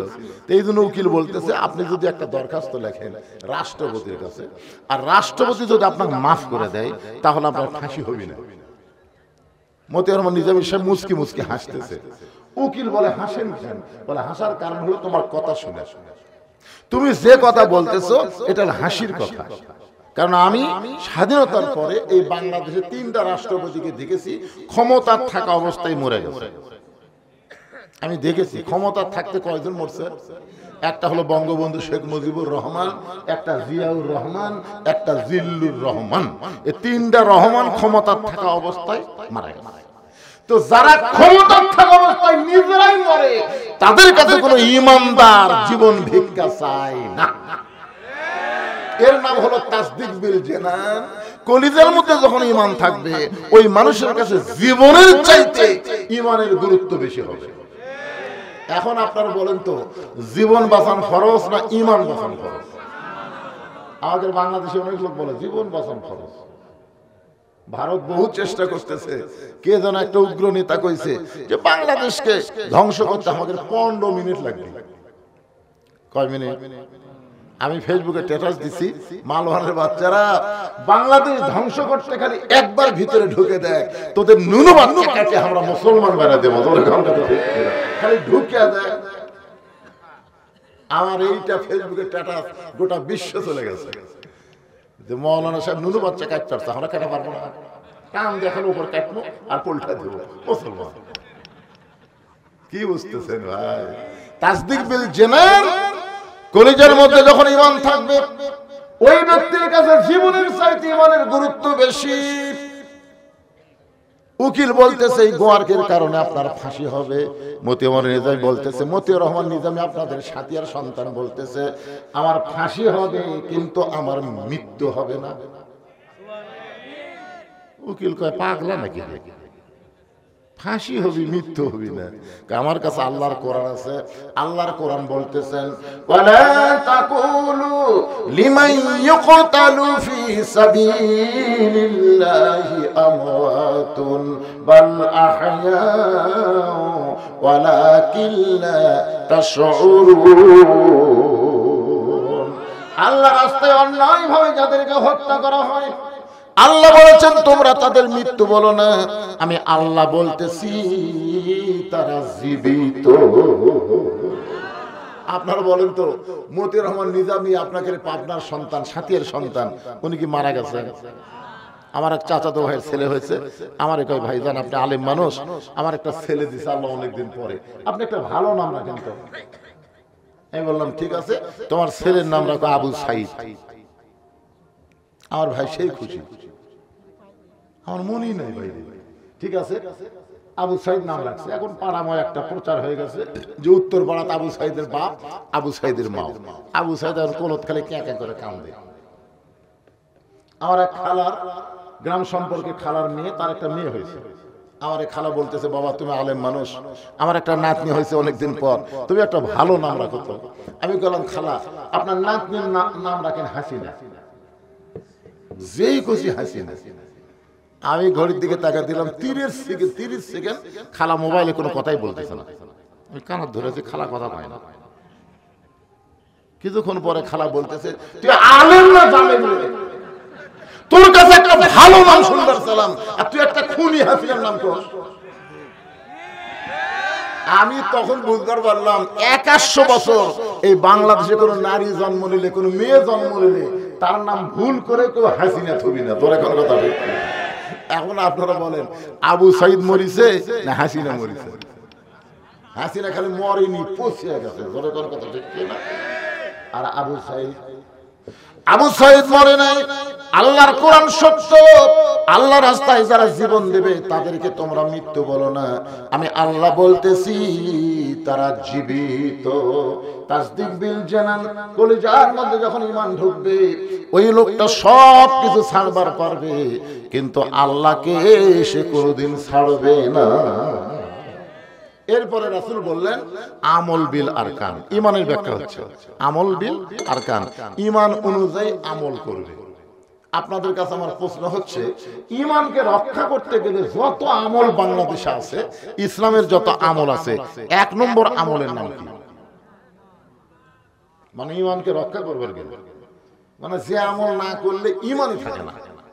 আপনি যদি হজ না করেন আপনি বেঈমান হবেন না, যাকাত না দিলে আপনি বেঈমান হবেন না, রোজা না করলে আপনার কাফের বলার কোনো সুযোগ নেই। কিন্তু নামাজ যদি না পড়েন, দেখছেন লা সালাতা লা ঈমানা, যার নামাজ নেই তার ঈমান নেই। এখন কারা কারা ঈশার নামাজ না পড়ে ওয়াজ শুনতেছেন? না না না না, আমি আমার ওয়াজ দেওয়া যে আপনারা নামাজি হবেন না, এটা আমার 42 বছরের অভিজ্ঞতা। আমি 42 বছর ধরে ওয়াজ করতেছি। বক্তার ওয়াজে মানুষ নামাজি হবে না, বরং যেই রাতে যেটি ওয়াজ হবে ওই রাতে ফজরের মুসল্লি কমে যাবে। ধরে কোন কথা ঠিক না? ওয়াজ দিয়ে 13 বছর নবী মক্কাত কিছুই করবার পারেনি। এই হাত ধরা আর ওয়াজ, এই দুটা কাম করে নবী মক্কাত 13 বছর কিছুই করে পারেনি। বরং যারা ঈমান গ্রহণ করছে 2-4 জন, ওরকে আর পিটাই মারে। রাসূল বলল আল্লাহ এভাবে ইসলাম চললে কবে ইসলাম প্রচার হবে, কবে ইসলাম প্রতিষ্ঠা হবে? আল্লাহ বলেন আপনার মক্কাত হবে না, আপনাকে হিজরত করে যাওয়া লাগবে মদিনা। আপনার বলেন তো মক্কার ইসলাম বাংলাদেশে চালু আছে, কিন্তু মদিনার ইসলাম আমরা আগামীতে বাংলাদেশে কামনা করতেছি। ধরে কোন কথা ঠিক কিনা? মক্কার ইসলাম কিন্তু এখনো আছে। হ্যাঁ, মক্কাতে আল্লাহর নবী ইমাম আর আবু জেহেল হচ্ছে নেতা। ইমাম হচ্ছে আমাদের নবী আর নেতা হচ্ছে আবু জেহেল। বাংলাদেশেও যারা নেতা ছিল তারা আবু জেহেলের গ্রুপ, আর ইমাম যারা সবাই আল্লাহর নবীর কি আল উলামা ওয়ারাসাতুল আম্বিয়া, আলেমরা হচ্ছে নবীদের ওয়ারিস। এই আলেমেরা ইমামতি করছে আর আবু জেহেলের গোষ্ঠীরা নেতাগিরি করছে। কথা কর না ভাই, সূরা আসর থেকে আমি আপনাদেরকে বুঝাচ্ছি, একটু হুহা না করলে মাইক তো গেছে। এই মাইকের দিকে আর খেয়াল করতেছি না, আপনাকে দিকে খেয়াল করে কিছু কথা বলি। বক্স নাই, এত বড় একটা মাহফিল একটা বক্স আছে, স্টেজের একটা বক্স থাকলে তো বক্তার কানে আসতো, বক্তা কি বলতেছে বুঝবার পারতো। আমার কথা আপনারা শুনবার পাচ্ছেন তো? হ্যাঁ, খুব কষ্ট করে কথাগুলো বলতেছি, একটু মনোযোগ দিয়ে শুনবেন। আমল বিল আরকান, ঈমান হয়ে যদি আমল করতে চায় তাহলে 1 নম্বর লাগবে নামাজ। ধরে কোন 1 নম্বর কি? এই নামাজ কিন্তু আমাদের ওয়াজ দেওয়া হবে না। এই জন্য আল্লাহ বললেন আল্লাযীনা ইম্মাক্কান্নাহুম ফিল আরদ, মুসলমানের মধ্যে কাউকে যখন ক্ষমতার চেয়ার দেওয়া হবে, কোন মুসলমান যখন ক্ষমতার চেয়ারে বসবে, তার 1 নম্বর দায়িত্ব হলো পদ্মা সেতু নির্মাণ করা। পদ্মা সেতু, ওভারব্রিজ করা, 4 লাইন রাস্তা করা, ট্যানেল করা, এগুলো সবই দায়িত্ব। কিন্তু 1 নম্বর দায়িত্ব হলো আকামুস সালাত, নামাজ কায়েম করা। জোরে কোন ঠিক কি না? আপনারা বলেন তো, বাংলাদেশে যদি নামাজ কায়েম হয় তাহলে সাথে সাথে আমাদের পুরস্কার কি? সাথে সাথে পুরস্কার হলো ইন্নাস সালাতা তানহা আনিল ফাহশাই ওয়াল মুনকার। একমাত্র নামাজই পারে মানুষকে যাবতীয় খারাপি ফাহিশা থেকে বাঁচায় দিতে। আমাদের প্রত্যেকটা ছেলের হাতে একটা করে স্ক্রিন টাচ মোবাইল আছে না? এই ওয়াজ দিয়ে আপনার ছেলে ভালো হবে? জানলা দরজা বন্ধ করে মনে করবি সবাই ঘুমিয়ে গেছে, এই সুযোগে আমি অশ্লীল ভিডিও দেখবে। কিন্তু যখনই নামাজ কায়েম হবে তখন অশ্লীল ভিডিও দেখতে গেলেই ওর ঈমান বলবে, কেউ না দেখলো আল্লাহ দেখতেছে রে। তোমার 2 কান্দে 2 মোহরি, লিখিতেছেন ডায়েরি, দলিল দেখে রায় দিবে, টাকা পয়সার নাই কারবার। কিরামান কাতিবিনা ইয়ালামুনা মা তাফআলুন। একমাত্র নামাজই পারে মানুষকে যাবতীয় খারাপি থেকে বাঁচাই দিতে। তাহলে আমাদের ছেলেদেরকে ভালো করতে গেলে 1 নম্বর যে আমলটা লাগবে তার নাম কি? জোরে বলেন, নামাজ। পুরুষের জন্য 1 নম্বর নেক আমল হচ্ছে নামাজ। কিন্তু আমার মা বোনেরা যারা পর্দায় বসে আছেন, ওনাদের জন্য 1 নম্বর নেক আমল কিন্তু নামাজ না। ওনাদের জন্য 1 নম্বর নেক আমলের নাম হলো পর্দা। আপনারা বলেন তো, একটা মেয়ে মানুষের পর্দা যদি না থাকে, সে যতই আমল করুক ওই আমল আল্লাহর দরবারে কবুল হবে? এজন্য আল্লাহ কোরআনে বললেন, অকরনা ফি বুয়ুতিকুন্না ওয়ালা তাবাররাজনা তাবাররুজাল জাহিলিয়াতিল উলা। রে মেয়েরা, তোমরা ঘরের মধ্যে অবস্থান করো, ঘরের বাহির তোমরা হয়ো না। কোন প্রয়োজনে যদি ঘরের বাহির হও তাহলে হেজাব নিয়ে, পর্দা নিয়ে বের হবে। ওই জাহিলি যুগের মেয়েদের মতন সাজগোজ করে বের হওয়ার কোনো পারমিশন মুমিনা নারীর নাই। এই হুকুম কার? আমার মা বোনদের জন্য বলতেছি, মা, আল্লাহ রাসূল বলেন, ফাতেমা তোমার বাবা বিশ্ব নবী বলে আল্লাহ তোমাকে জান্নাত দিবে, এইটা কখনোই যেন মনে করো না। ফাতেমা বলতেছে, বাবা আপনি হলেন আল্লাহর নবী আর আমি হলাম নবীর মেয়ে, নবীর মেয়ে হওয়ার কারণে কি আল্লাহ আমাকে খাতির করবে না?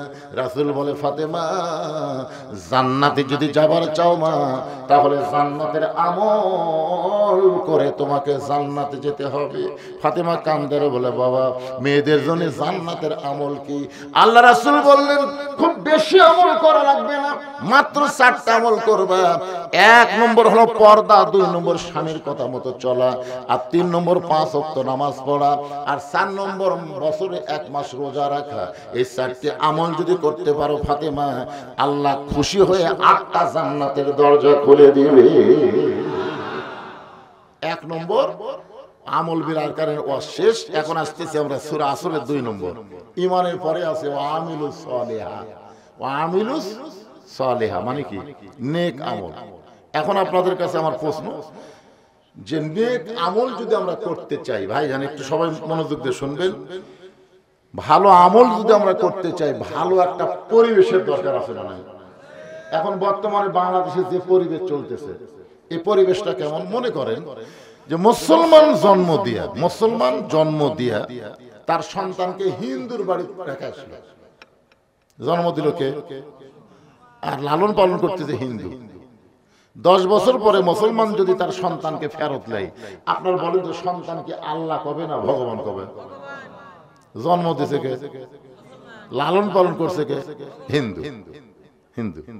আচ্ছা ঠিক আছে, হিন্দু জন্ম দিয়া মুসলমানের বাড়িতে রেখে গেছে, মুসলমান 10 বছর লালন পালন করছে। এখন হিন্দু যদি তার সন্তানকে ফেরত নেয়, এই সন্তান ভগবান কবি না আল্লাহ কবি? তাহলে কি বুঝলেন? খালি জন্ম দিলেই হিন্দু মুসলমান হয় না, হিন্দু মুসলমান হয় পরিবেশের কারণে। ধরে কোন কথা ঠিক কি? এখন আপনারা একটু মাথা নিচু করে চোখ বন্ধ করে চিন্তা করে দেখেন তো, বর্তমানে যে পরিবেশ আমাদের দেশে চলতেছে, এটা কি মুসলমানের পরিবেশ না হিন্দুর পরিবেশ? এই পরিবেশে আমরা আমাদের সন্তানকে আমাদের আওলাদদের কাছ থেকে ভালো কিছু পাওয়ার আশা করতেছি না। এই কারণে এখন আমার সঙ্গে একটু ধারাপাতের মতন আপনাদের বলা লাগবে। ভালো একটা আমল করতে গেলে ভালো একটা পরিবেশের দরকার, ভালো একটা পরিবেশ তৈরি করতে গেলে ভালো একটা সমাজের দরকার। ভালো একটা সমাজের যদি তৈরি করতে চাই তাহলে ভালো একটা রাষ্ট্রের দরকার। ভালো একটা রাষ্ট্র যদি তৈরি করতে চাই তাহলে মানুষের আইন দেওয়া হবে না, আমার আল্লাহর কোরআন লাগবে। ধরে কোন ঠিক কিনা? হ্যাঁ, এখন সেই কোরআন যখন বাংলাদেশে চলবে তখন বাংলাদেশের কর্মী কেমন হবে? আগে তো নেতার কথা শুনলাম, এখন কর্মী। অতাওয়া সাওবিল হক, অতাওয়া সাওবিস সবর, এই চারটা বিষয় হলো সূরা আসর। কর্মীটা দেখেন কেমন। এই নেতাই হযরত ওমর অর্ধ পৃথিবীর খলিফা হয়া কর্মী দেখার জন্য যে কোরআন দিয়ে যখন রাষ্ট্র চলবে সে রাষ্ট্রের কর্মীগুলো কেমন হবে, মানুষগুলো কেমন হবে, এটা নিজের চোখে দেখার জন্য ছদ্মবেশে ঘোরাঘুরি করতেছে।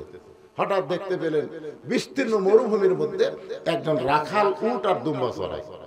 ওমর ফারুক রাখালকে সালাম দিয়ে বললেন, রাখাল ভাই, আমার পেটে তো ক্ষুধা লাগছে, আমি উটের এক পেলা দুধ চাই। রাখাল মুস্কি মুস্কি হাসে। ওমর ফারুক বলে, রাখাল হাসার কারণ? বলে, হাসার কারণ হলো তোমার সালামের উত্তর দিব না, উটের দুধও দিব না, আমি তোমার কাছে জানতে চাই তোমার পরিচয় কি। ওমর ফারুক চিন্তায় পড়ে গেল, কে রে, আমি ছদ্মবেশে কোরআনের কর্মী দেখার জন্য বার হয়েছি, আর এই বেটা আমার পরিচয় চাই। আমি যদি পরিচয় দিই যে আমি ওমর অর্ধ পৃথিবীর খলিফা, তাহলে আমার গুমর তো ফাঁস হয়ে যাবে। এমন সময় আল্লাহর কোরআন বলতেছে, ওমর রাখাল যখন তোমার পরিচয় চাইছে তুমি আসল পরিচয় দাও। তোমার আসল পরিচয় হলো ওমর না, আসল পরিচয় অর্ধ পৃথিবীর খলিফা না, আসল পরিচয় হলো মিল্লাতা আবিকুম ইব্রাহিম ওয়া সাম্মাকুমুল মুসলিমিন। এখন আপনারা বলেন তো, যে আয়াতে কারিমা তেলাওয়াত করলাম এর সাথে কি আপনার একমত? না না, সবাই কম। আপনার কি একমত? আমি কিন্তু কোরআনের কর্মী দেখতেছি, যাই কথা বলতেছেন না তাই ধরা খাবে। আর একবার চান্স নিলাম, এই আয়াতের সাথে কি আপনারা একমত?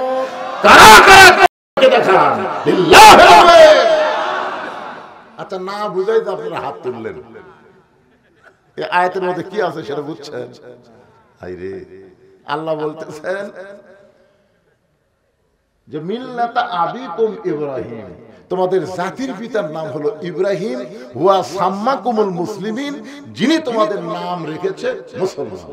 এখন আমরা যদি মুসলমান হই তাহলে জাতির পিতার নাম কি? শেখ মুজিবর কি? মাশাআল্লাহ, সাহস করে কথা বলে। সুবহানাল্লাহ। আসলে এখন কয় না, সবসময় সবসময় এটা যদি না মানেন তাহলে আপনার তিনটা বিষয়ে একাধিক পিতা মানা যাবে না। কয় বিষয়? একটা হলো আদি পিতা কয়জন, জন্ম দেওয়া পিতা কয়জন। কেউ যদি বলে আমার দুই বাপে জন্ম দিছে তাহলে বুঝবেন ওর জন্মে ভেজাল আছে। কেউ যদি বলে আমার জাতির পিতা দুইটা তাহলে বুঝবেন ওই মুনাফিক, ওই মুসলমান না, মুসলমানের জাতির পিতা একটাই। জোরে কথা ঠিক কিনা? ওমর ফারুক চোখের পানি নিয়ে বলে, রাখাল রে, আমার পরিচয় যখন জানবার চাও, আমি হলাম একজন মুসলমান। রাখাল মুস্কি মুস্কি হাসিয়ার বলে, আসল না নকল? ওমর ফারুক বলে, রাখাল মুসলমান তো মুসলমানই, এর মধ্যে আসল নকল কি? রাখাল বলতেছে, আসল মুসলমান যারা হবে তারা চাওয়ার ব্যাপারে সতর্ক থাকবে। আসল মুসলমান কোনোদিন বলবে না আমার দয়াল বাবার দরবারেতে কেউ ফিরে না খালি হাতে। এটা আসল মুসলমান? আসল মুসলমান কি বলবে? আমার দয়ার আল্লাহর দরবারেতে কেউ ফিরে না খালি হাতে। আল্লাহ আল্লাহ আল্লাহ, ইয়্যাকা না'বুদু ওয়া ইয়্যাকা নাস্তাঈন। আমরা ইবাদত করি কার? আমরা সাহায্য চাই কার কাছে? রাখাল বলে পথিক রে, তুমি যদি আসল মুসলমান হও তাহলে তুমি দুধ চাইছো কার কাছে? সঙ্গে সঙ্গে ওমরের চোখ দিয়ে পানি পড়তে চাল্লা, তোমার কোরআন যখন দুনিয়াতে চালু থাকবে, উমর নেতা ভুল করলে একটা কর্মী পর্যন্ত তার ভুল ধরতে পারবে। রাখাল বলে পথিক, তুমি যদি আসল মুসলমান হও তুমি দুধ চাই না কার কাছে? ওমর ফারুক কান্দার বলে রাখাল ভাই, সার ব্যাপারে আমার ভুল হয়ে গেছে। রাখাল বলে ভুলটা যখন স্বীকার করছো তাহলে আল্লাহ তাআলা তোমাকে তওবা করার সুযোগ দিয়েছে। এতদিন যারা আওয়ামী লীগ করেছেন তারা যদি বুঝতে পারেন যে আমরা ভুয়া দল করেছি, এই দলের নেত্রী এমপি সব চলে যায়, এই দল থাকার আর দরকার নাই, আমরা তওবা করে ভালো দলে ভর্তি হব। আল্লাহকে তওবা করার সঙ্গে সঙ্গে আমি আল্লাহ তোদের মাফ করে দিব। আজকে যদি সবাই বলে আল্লাহ মাগরিব এশার নামাজ পড়িনি কিন্তু ফজর থেকে এক ওয়াক্ত নামাজ বাদ দেব না, আল্লাহকে খালি নিয়ত করার সাথে সাথে সারা জীবন যত নামাজ না পড়ার পাপ আছে আমি আল্লাহ সব পাপ মাফ করে দিলাম। কি কারণ আল্লাহ পারে কি পারে না? এরই নাম হলো ফিরে আসা। কি মনে করতেছেন? আমাকে একজন বলতে যে হুজুর আচ্ছা আমাকে নেত্রী কি পাগলি হয়ে গেল, মানে আওয়ামী লীগই করে? তাই আমি বললাম সেটা তোরাই ভালো জানিস। হুজুর আপনার দৃষ্টিতে কি মনে হয়? আমি কাছে বললাম শোন, একটা লোকের রোদের মধ্যে একটা গরু হেরাছে, গরু, লোকটা গরু খুঁজতেছে কিন্তু গরু পাচ্ছে না, রোদের চাপে মাথা ঘামা ঘাম টপ টপ করে পড়তেছে, গরু নেই। তো রাস্তার মধ্যে আর ছেলে খাড়া হয়ে আসে, তুই যা বলছিস কে রে ভাই এদিক দিয়ে গরু যাওয়া দেখছো? ছেলে কয় কে রে? আমার বাপ আমার ভাই কয়। মনে খুব কষ্ট নিয়ে মায়ের কাছে গেছে, যা বলতেছে মা আব্বা মনে হয় পাগলা হয়ে গেছে, আমাকে তাই ভাই কষে। তোকে দেখি তোর বাবা আসুক। তো কিছুক্ষণ পরে বাপ আইছে, মা বলতেছে কি ব্যাপার আপনি কি পাগল হচ্ছেন, নিজের ছেলেকে ভাই কইছেন? বলতেছে গরু হারালে এরকম হয় মা। চিন্তা করে দেখেন, একটা গরু হেরাছে, ছেলে ভাই কয়, বউ মা কয়, আর 15.5 বছর ভোট ছাড়া যায় প্রধানমন্ত্রী, তাই ক্ষমতা হারালে কি হবে চিন্তা করেন তো।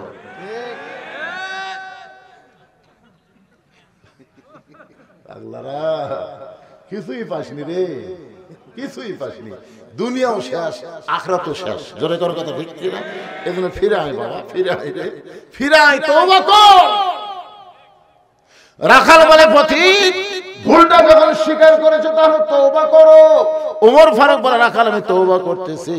রাখাল মুস্কি মুস্কি হাসে আর বলে তুমি মূর্খ মানুষ, তুমি তওবা কেমনে করবা? ওমর ফারুক বলে রাখাল আমার মধ্যে মূর্খামির কি দেখলা? রাখাল বলতেছে যারা সাওয়ার ব্যাপারে সতর্ক হয় না তারা সব চাইতে বড় মূর্খ। আপনার বলেন তো 18 সালে ডক্টর কামালের নেতৃত্বে ঐক্য জোট হয়ে ভোট করবার চাইছিল, মনে আছে আপনাদের? ডক্টর কামাল সব সাঙ্গ পাঙ্গ নিয়ে সিলেটের শাহজালাল মাজারে গেছে, পেপারের হেডলাইন, ডক্টর কামালের নেতৃত্বে একদল নেতা সিলেটের শাহজালাল মাজারে গিয়ে হাত তুলে বলতেছে বাবা এবার আমরা ভোটার টানাচ্ছি। হাত তুলছে কার কাছে? বাবার কাছে। বাবা এবার আমরা ভোটার টানাচ্ছি। বাবা তুই কান্দে, তুই ফেরেশতাকে আল্লাহ, তুমি কোরআনে বলেছো আস্তাইনু বিসসবরি ওয়াস সালাহ ইন্নাল্লাহা মা'আস সাবিরিন। যদি আল্লাহর কাছে কিছু পাবার চাও তাহলে ধৈর্যের নামাজের মাধ্যমে চাও, আর এরা বাবার কাছে হাত পাতা চায়। তার মানে ডক্টর কামাল যতই শিক্ষিত হোক চাওয়ার ব্যাপারে 1 নম্বর মূর্খ। জোরে কর কথা ঠিক কথা বলে। তুমি যদি মূর্খ না হয়ে তাহলে চাওয়ার ব্যাপারে তুমি সতর্ক থাকতা, তুমি কেমনে তওবা করবা? আমি তওবা করাই, তুমি আমার সঙ্গে তওবা পড়ো। এবার রাখাল হযরত ওমরকে তওবা পড়াচ্ছেন। যারা মাগরিব এশার নামাজ না পড়ে ওয়াজ শুনতেছেন, এতদিন যারা ভিন্ন দল করেছেন, আজকে কোরআনের দলে ফিরে আসার জন্য সবাই বলেন আস্তাগফিরুল্লাহ পড়েন।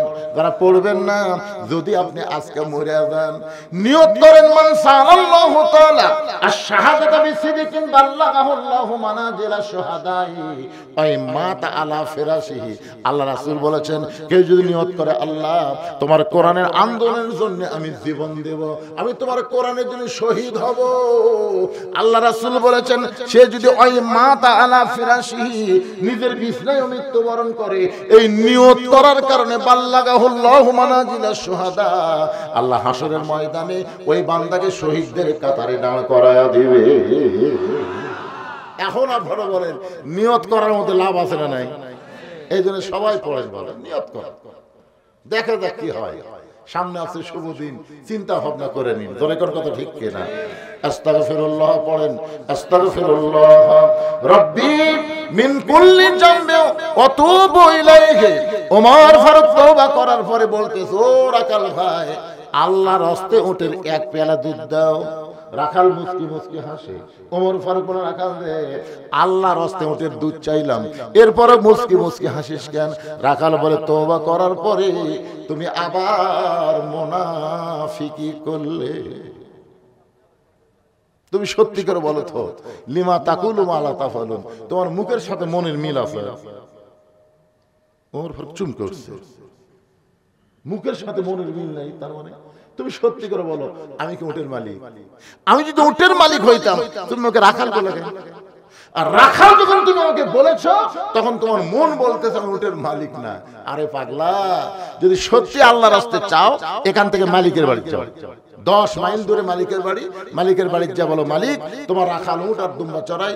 তুমি মালিক যদি হুকুম দাও রাখাল আল্লাহর রাস্তায় উটের এক পেলা দুধ দিবে। ওমর ফারুক বলে, রাখাল ভাই, অত দূর মালিকের বাড়ি কষ্ট করে যাওয়ার দরকার আমার নাই, বরং তোমাকে 2টা টাকা দিলাম, এই 2টা টাকার বিনিময়ে তুমি উটের এক পেলা দুধ দাও। রাখাল বলে, পথিক তুমি হযরত ওমরকে চেনো? চেনো? যদি উমরের গুপ্ত বাহিনী দূর থেকে দেখবার পায় তুমি আমার 2 টাকা ঘুষ দিছো আর আমি মালিক বাদে তোমাকে উটের এক পেলা দুধ দিছি, তাহলে তোমাকেও ধরবে আমাকেও ধরবে। এই বয়সে তুমি ধরা পড়বার চাও? ওমর ফারুক বলে, রাখাল ভাই তাহলে চলো আমরা 2 ভাই পাহাড়ের গুহার মধ্যে যাবো, গুহার মধ্যে গিয়া তোমাকে গোপনে 2 টাকা দেব আর তুমি গোপনে উটের এক পেলা দুধ দিবে, তাহলে তোমার মালিকও জানতে পারবে না, ওমরের গুপ্ত বাহিনীও দেখতে পাবে না। সঙ্গে সঙ্গে রাখাল চিল্লায় বলে, তুমি ভণ্ড, তুমি ভণ্ড, তুমি ভণ্ড। ওমর ফারুক বলে, রাখাল রে, আমার মধ্যে ভণ্ডামি কি দেখলা? রাখাল বলতে তো পথিক, উমরের গুপ্ত বাহিনী দেখতে পারবে না, আমার মালিকও জানতে পারবে না, কিন্তু গোপন জায়গায় দেওয়া না করলে রাখালের আল্লাহ দেখতে পায়। যেই কইছে রাখালের আল্লাহ দেখতে পায়, ওমর ফারুক এক দৌড় পাহাড়ের পাদদেশে গিয়া 2 রাকাত নামাজ পড়ে বলতেছে, আল্লাহ তোমার কোরআন এত সুন্দর, তোমার কোরআন দিয়ে যখন রাষ্ট্র চলবে প্রত্যেকটা মুসলমানের কলিজায় ঈমান বলবে কেউ না দেখলো আল্লাহ দেখতেছে। জোরে কোন কথা ঠিক কি না? খালি একটা বিশ্বাস যদি আমাদের অন্তরে থাকতো, বাংলাদেশের টাকা আমরা বিদেশে পাচার করতে পারতাম না, রডের বদলে বাঁশ দিবার পারতাম না। জোরে কোন ঠিক কি না? দরজা বন্ধ করে অশ্লীল ভিডিও আমরা দেখতে পারতাম না, কারণ একটা বিশ্বাস, কেউ না দেখলো কে দেখতেছে? আল্লাহ। এক শিক্ষক 2 ছাত্রকে বলছে 2টা মুরগি দিয়া যে যেখানে কেউ নাই সেখানে মুরগি জব করে যা। একজন যায় এখানে খেড়ের পালার সাইডে তাকায় দেখে কেউ নেই, চারিদিকে তাকায় কেউ নেই, এটি জব করে নিয়েছে। আর একটা ছাত্র যেটি যায় আর ইমান বলে কেউ না দেখলো, ওই আর চারিদিকে তাকায় না, বুঝলেন? যখনই জব করো আকাশ মানে কে? আর যারা এরকম হ্যাঁ রে তুই জব করে বলতেছে হুজুর কেউ দেখেনি খেলের পালার কাছে একেবারে, আর ওই লিয়েছে কেন তুই যেটি জব করেছে আল্লাহ দেখে। তো কোরআন দিয়ে যখন বাংলাদেশ চলবে এই বিশ্বাসটা প্রত্যেকটা কর্মীর অন্তরে আসবে যে কেউ না দেখলো আল্লাহ দেখতেছে। ঘুষ খাবার পারবি না, সুদ খাবার পারবি না, জিনা করবার পারবে না, চুরি করবার পারবে না, কারণ কেউ না দেখলো কে দেখতেছে। যখন একটা আমরা তো ওদিকে তাকাই না, আমরা সাইড মারি সাইড। ওমর ফারুক যখন পাগলের মতন কাঁদতেছে এমন সময় রাখাল পিছনে এসে বলে, পথিক যতই কান্দা কান্দ উটের দুধ আমি দিবার পারলাম না। ওমর ফারুক বলে, রাখাল ভাই, উটের দুধের কোনো দরকার আমার নাই, বরং তোমার কাছে আমি জানতে চাই, তুমি না দেখা আল্লাহকে কলিজার মধ্যে জায়গা দিয়া তুমি আল্লাহর কোরআন অনুযায়ী চলতেছো, এর বিনিময়ে তোমার চাহিদা কি? মতিউর রহমানের চাহিদা কি? আরে আল্লামা দেলোয়ারের চাহিদা কি? ওমর ফারুক বলতেছেন, রাখাল, না দেখা আল্লাহকে কলিজার মধ্যে জায়গা দিয়ে তুমি যে আল্লাহর কোরআন অনুযায়ী চলতেছো, এর বিনিময়ে তোমার চাহিদা কি? রাখাল বলতে, দাও পথিক, আমার চাহিদার কথা যখন শুনতে চাও তাহলে শোনো। রব্বানা, সকলে বলেন রব্বানা আতিনা ফিদ দুনিয়া হাসানাতাও ওয়া ফিল আখিরাতি হাসানা ওয়া কিনা আযাবান্নার। ওমর ফারুক বলে, রাখাল, আমি তোমার চাহিদার কথা শুনতে চাইলাম আর তুমি কোরআনের আয়াত শুনালে। রাখাল বলে, পথিক, তুমি আসলেই মূর্খ। আচ্ছা, এই আয়াত আমি কি বুঝালাম তুমি বুঝলা না? ওমর ফারুক বলতে, ভাই আমি আসলেই মূর্খ রে। তুই কি বুঝাইলি একটু আমার খোলাসা করে বল। রাখাল বলতেছে, আমার চাহিদা হলো দুইটা, একটা দুনিয়ার সৌন্দর্য, একটা আখিরাতের সৌন্দর্য। রব্বানা আতিনা ফিদ দুনিয়া হাসানা ওয়া ফিল আখিরাতি হাসানা। দুনিয়ার সৌন্দর্য হলো মহামানব হযরত ওমরকে আমি এক নজর দেখতে চাই, যে ওমর আল্লাহর কোরআন দিয়ে রাষ্ট্র চালানোর কারণে আমার মতন সাধারণ একটা রাখাল না দেখা আল্লাহকে কলিজার মধ্যে জায়গা দিবার পারছি, সেই হযরত ওমরকে খালি একটা নজর দেখবার পারলে দুনিয়ার চাহিদা আমার শেষ। তার মানে কি বুঝতেছেন? দুনিয়ার সৌন্দর্য দেখবার চাইলে ভালো একটা নেতা দেখা লাগবে। ধরে কলকাতা ঠিক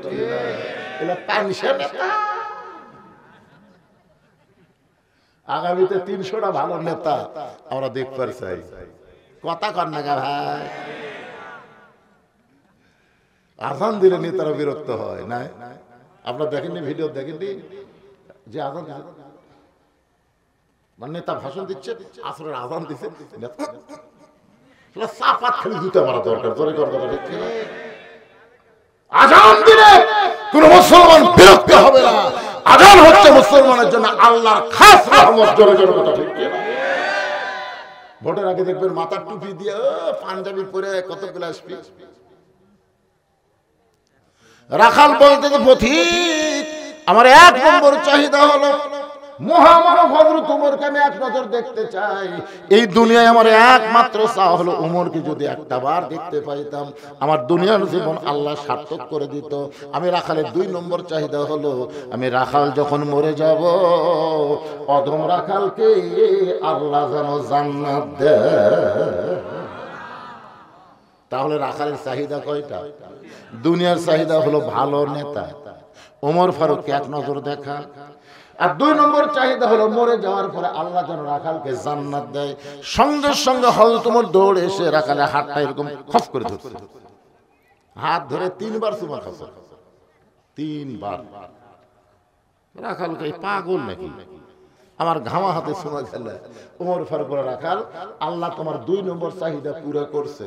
আল্লাহ কোরআনে বলেছেন, ইন্নাল্লাযীনা ক্বালু রাব্বুনাল্লাহু সুম্মা ইসতাকামু তাতানাজ্জালু আলাইহিমুল মালায়েকা আল্লা তাখাফু ওয়া লা তাহজানু ওয়া আবশিরু বিল জান্নাতিল্লাতী কুনতুম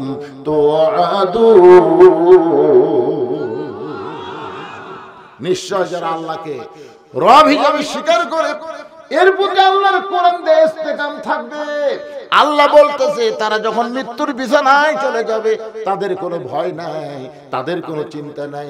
ওয়া আবশিরু বিল জান্নাহ, দুনিয়াতে আমি আল্লাহ তাদেরকে জান্নাতের সুসংবাদ দেব, যেই জান্নাতে একবার ঢুকবে আর কোনোদিন বের হওয়া লাগবে না।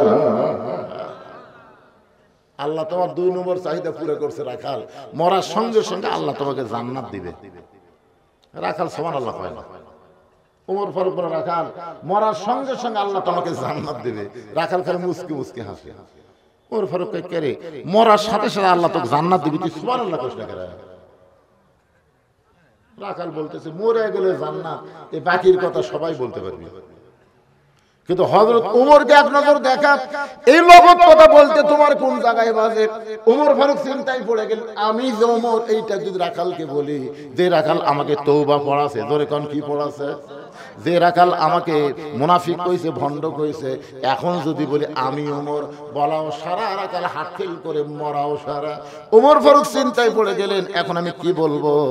ও রাখাল, তুমি সত্যি যদি ওমরকে দেখতে চাও, সত্যি যদি ওমরকে দেখতে চাও, তাহলে ফজরের নামাজ তোমাকে সামনে কাতারে আদায় করা লাগবে। ফজর যদি সামনে কাতারে আদায় করতে পারো, মেহরাবের মধ্যে যেই মানুষটা ইমামতি করতেছে ওই মানুষটি হলেন হযরত ওমর। তার মানে কি বুঝলেন?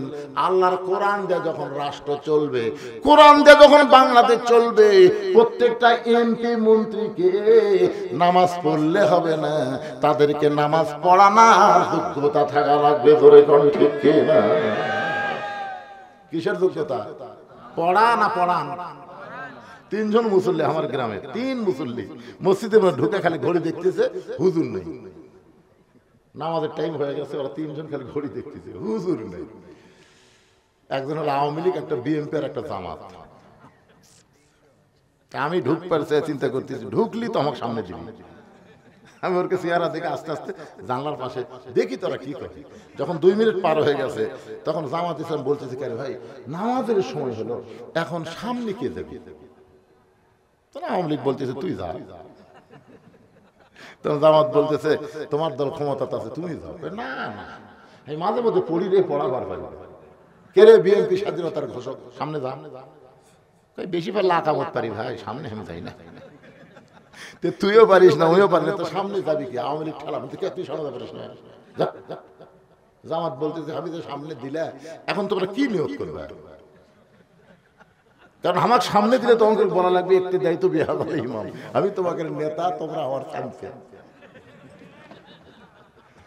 তখন আওয়ামী লীগ বলতেছে ভাই রে, তুই বাইরের কথা ভিতরে তুলিস করে। আমি আওয়ামী লীগ, ওই বিএনপি, তুই জামাত, বাইরের কথা, ভিতরে আমরা 3 ভাই একসঙ্গে জামাত করতে চাই। তার মানে জামাত আছে, যখন আছে না কথা কর না, জামাত ভিতরের কথা ভাই। কোরআন নিয়ে তারা রাজনীতি করবেন, জামাত ছাড়া তাদের খাওয়া নেই। কথা বল না গে, জামাত কিন্তু বাইরের কথা না, জামাত হলো ভিতরের কথা। জোরে কর কথা ঠিক কিনা? উদখুলু ফিস সিলমি কাফা।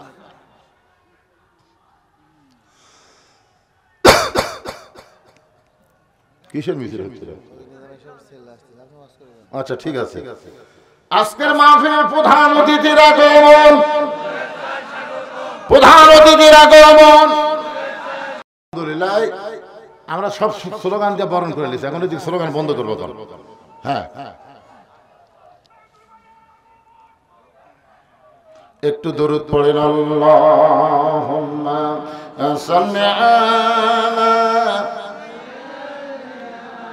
মাওলানা মুহাম্মদ ওয়া আলা আলি সাইয়্যিদিনা শাফিআনা। উহুদের ময়দানে রাসূল ভেঙেছো দন্দন, তথা ফিরেছো এ জমিনে ইসলাম। ভুলে গেছি মোরা সে রাসূলের বিধান, ভুলে গেছি মোরা আল্লাহরই কোরআন, নামেতে শুধুই মুসলমান। আল্লাহুম্মা সাল্লি আলা মাওলানা মুহাম্মদ ওয়া আলা আলি সাইয়্যিদিনা শাফিআনা। প্রধান অতিথির আগমন। লিল্লাহি তাকবীর। আলহামদুলিল্লাহ।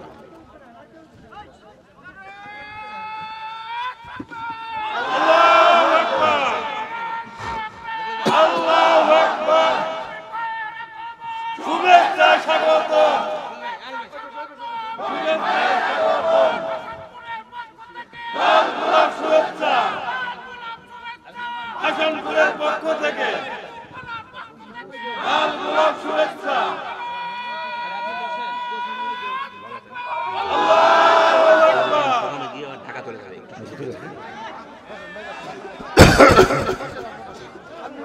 ভাইজান এই সবাই বসেন, এই সাইডে লোক বেশি বসে, এই সাইডে ফাঁকা, আপনারা সব এইদিকে আসেন তো দেখি, একটা মাহফিলের সৌন্দর্য নাই, এই কোনায় যদি সবাই বসতেছেন, এই সাইডে ফাঁকা আছে, এদিকে আপনারা একটু আসেন, সবাই আসেন। একটা মাহফিল গোলাকার হলে সুন্দরভাবে বসলে মাহফিলের বক্তা অতিথি সবারই কথা বলতে সুবিধা হয়। হ্যাঁ, আপনারা অবশ্যই জানেন আজকের এই মাহফিল অনেক রাত পর্যন্ত হবে, কিন্তু আমাকে এশার সঙ্গে সঙ্গে কেটে দেওয়ার কারণ আপনারা জানেন যে আমার একটা মাহফিল আছে, আমি সেখানে চলে যাব।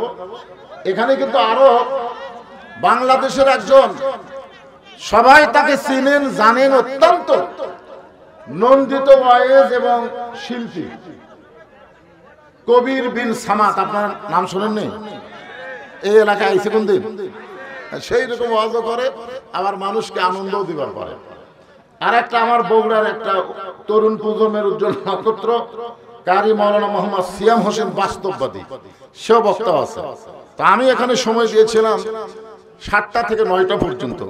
তো আজকের মাহফিলের প্রধান অতিথি আমি নিয়ত করছিলাম ওনাকে আমি দেখে যাব, আমার একটা নিয়ত ছিল, কারণ তার বাবার সঙ্গে আমার বহুবার দেখা হয়েছে এবং তিনি আমার জন্য দোয়াও করেছেন।